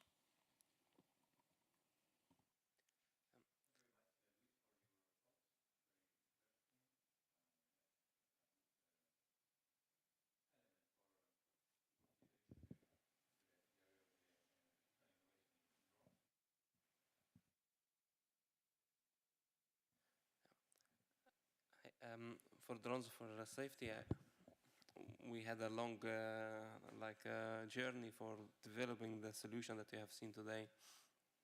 One thing that strikes me, like some bars reach TRL5, but others also TRL6, so we are closer to the market somehow. One thing we see today is regulations. I'm taking this opportunity. We have EUROCONTROL and the project officer to maybe give us some vision on the future, how we can push it further from TRL6 maybe to 8, getting this hopefully in the future as a drone flying around us and maybe a more stable, acceptable by the society, and having maybe more concrete rules and regulation in which we can open up for future researchers or graduates to start a new companies and producing this product to the market at some point. Okay, thank you for your remarks. From CINEA side, I can say, well, first of all, I'm pleased to see that these two projects work together and to try to collaborate and to find synergies and lessons learned together with the other two projects, 5D Aerosafe and Rapid. And this is nice that you work together and trying to find possible solutions to address the challenges related to the drones business. From the policy perspective, it's not up to the CINEA, which are more focused on the operational side and managing the projects. It's more to the policy colleagues, mainly DG Move, responsible for defining the strategy. Last year, it was launched the EU Drone Strategy 2.0, setting the scene or the framework for the future. And at the same time, yeah, it's important to keep working on the research to mature in the technology readiness level, as mentioned by Luis, to know what is the limits, and not only in the technology, because we know the technology is mature and ready to operate, but setting the conditions regarding standards, regulations, and also the perception from the society on what about the drone, what is the needs, etc. And in the end, I think it's an exercise of working together in all the dimensions. From the CINEA side, I can say that we have plenty of projects dealing with drones, with more than 15 projects. Most of them are finalizing now, end of this year, but there is a commitment to keep financing these drones activities, if not next year, in the medium term. And also from my side, the message is to keep working together, to keep the momentum, because of course the drones community and the drone business have an important and very promising future, and this is really important. And despite the financing opportunities here and there, I think it's important that you establish a very close network, working as a real team. And this is the knowledge and the know-how that you should explore for the future, no matter in which project. Could be Labyrinth 2.0 or Drones4Safety 2.0, but exploring new opportunities in the drone sector, I think will be the way forward. And yeah, this is all I can say. From the administrative point of view, these two projects will be ended end of this month. And we expect from CINEA to have, well, all the deliverables finished and uploaded by the end of the month. And then we enter in this reporting session where the consortia are requested to provide the technical report, the financial statement, etc. And then in the coming months, we can proceed to the official closing of these projects. And I will be there on the other side to reply any kind of financial, legal, or technical question you may have during this reporting process. Okay, this is all from my side. I don't know if anybody else wants to intervene and to say your opinion on these drones projects overall.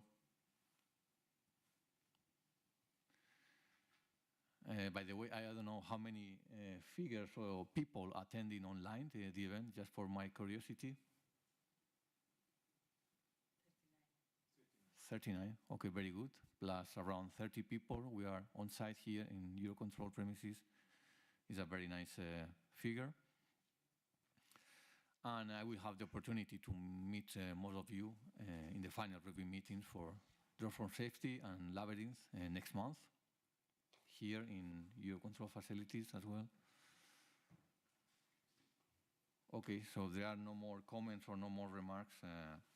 Yeah, I think we can close this conclusions part, and we can start already with this showcasing and final part of the event. Thank you very much, all of you, for the presentation.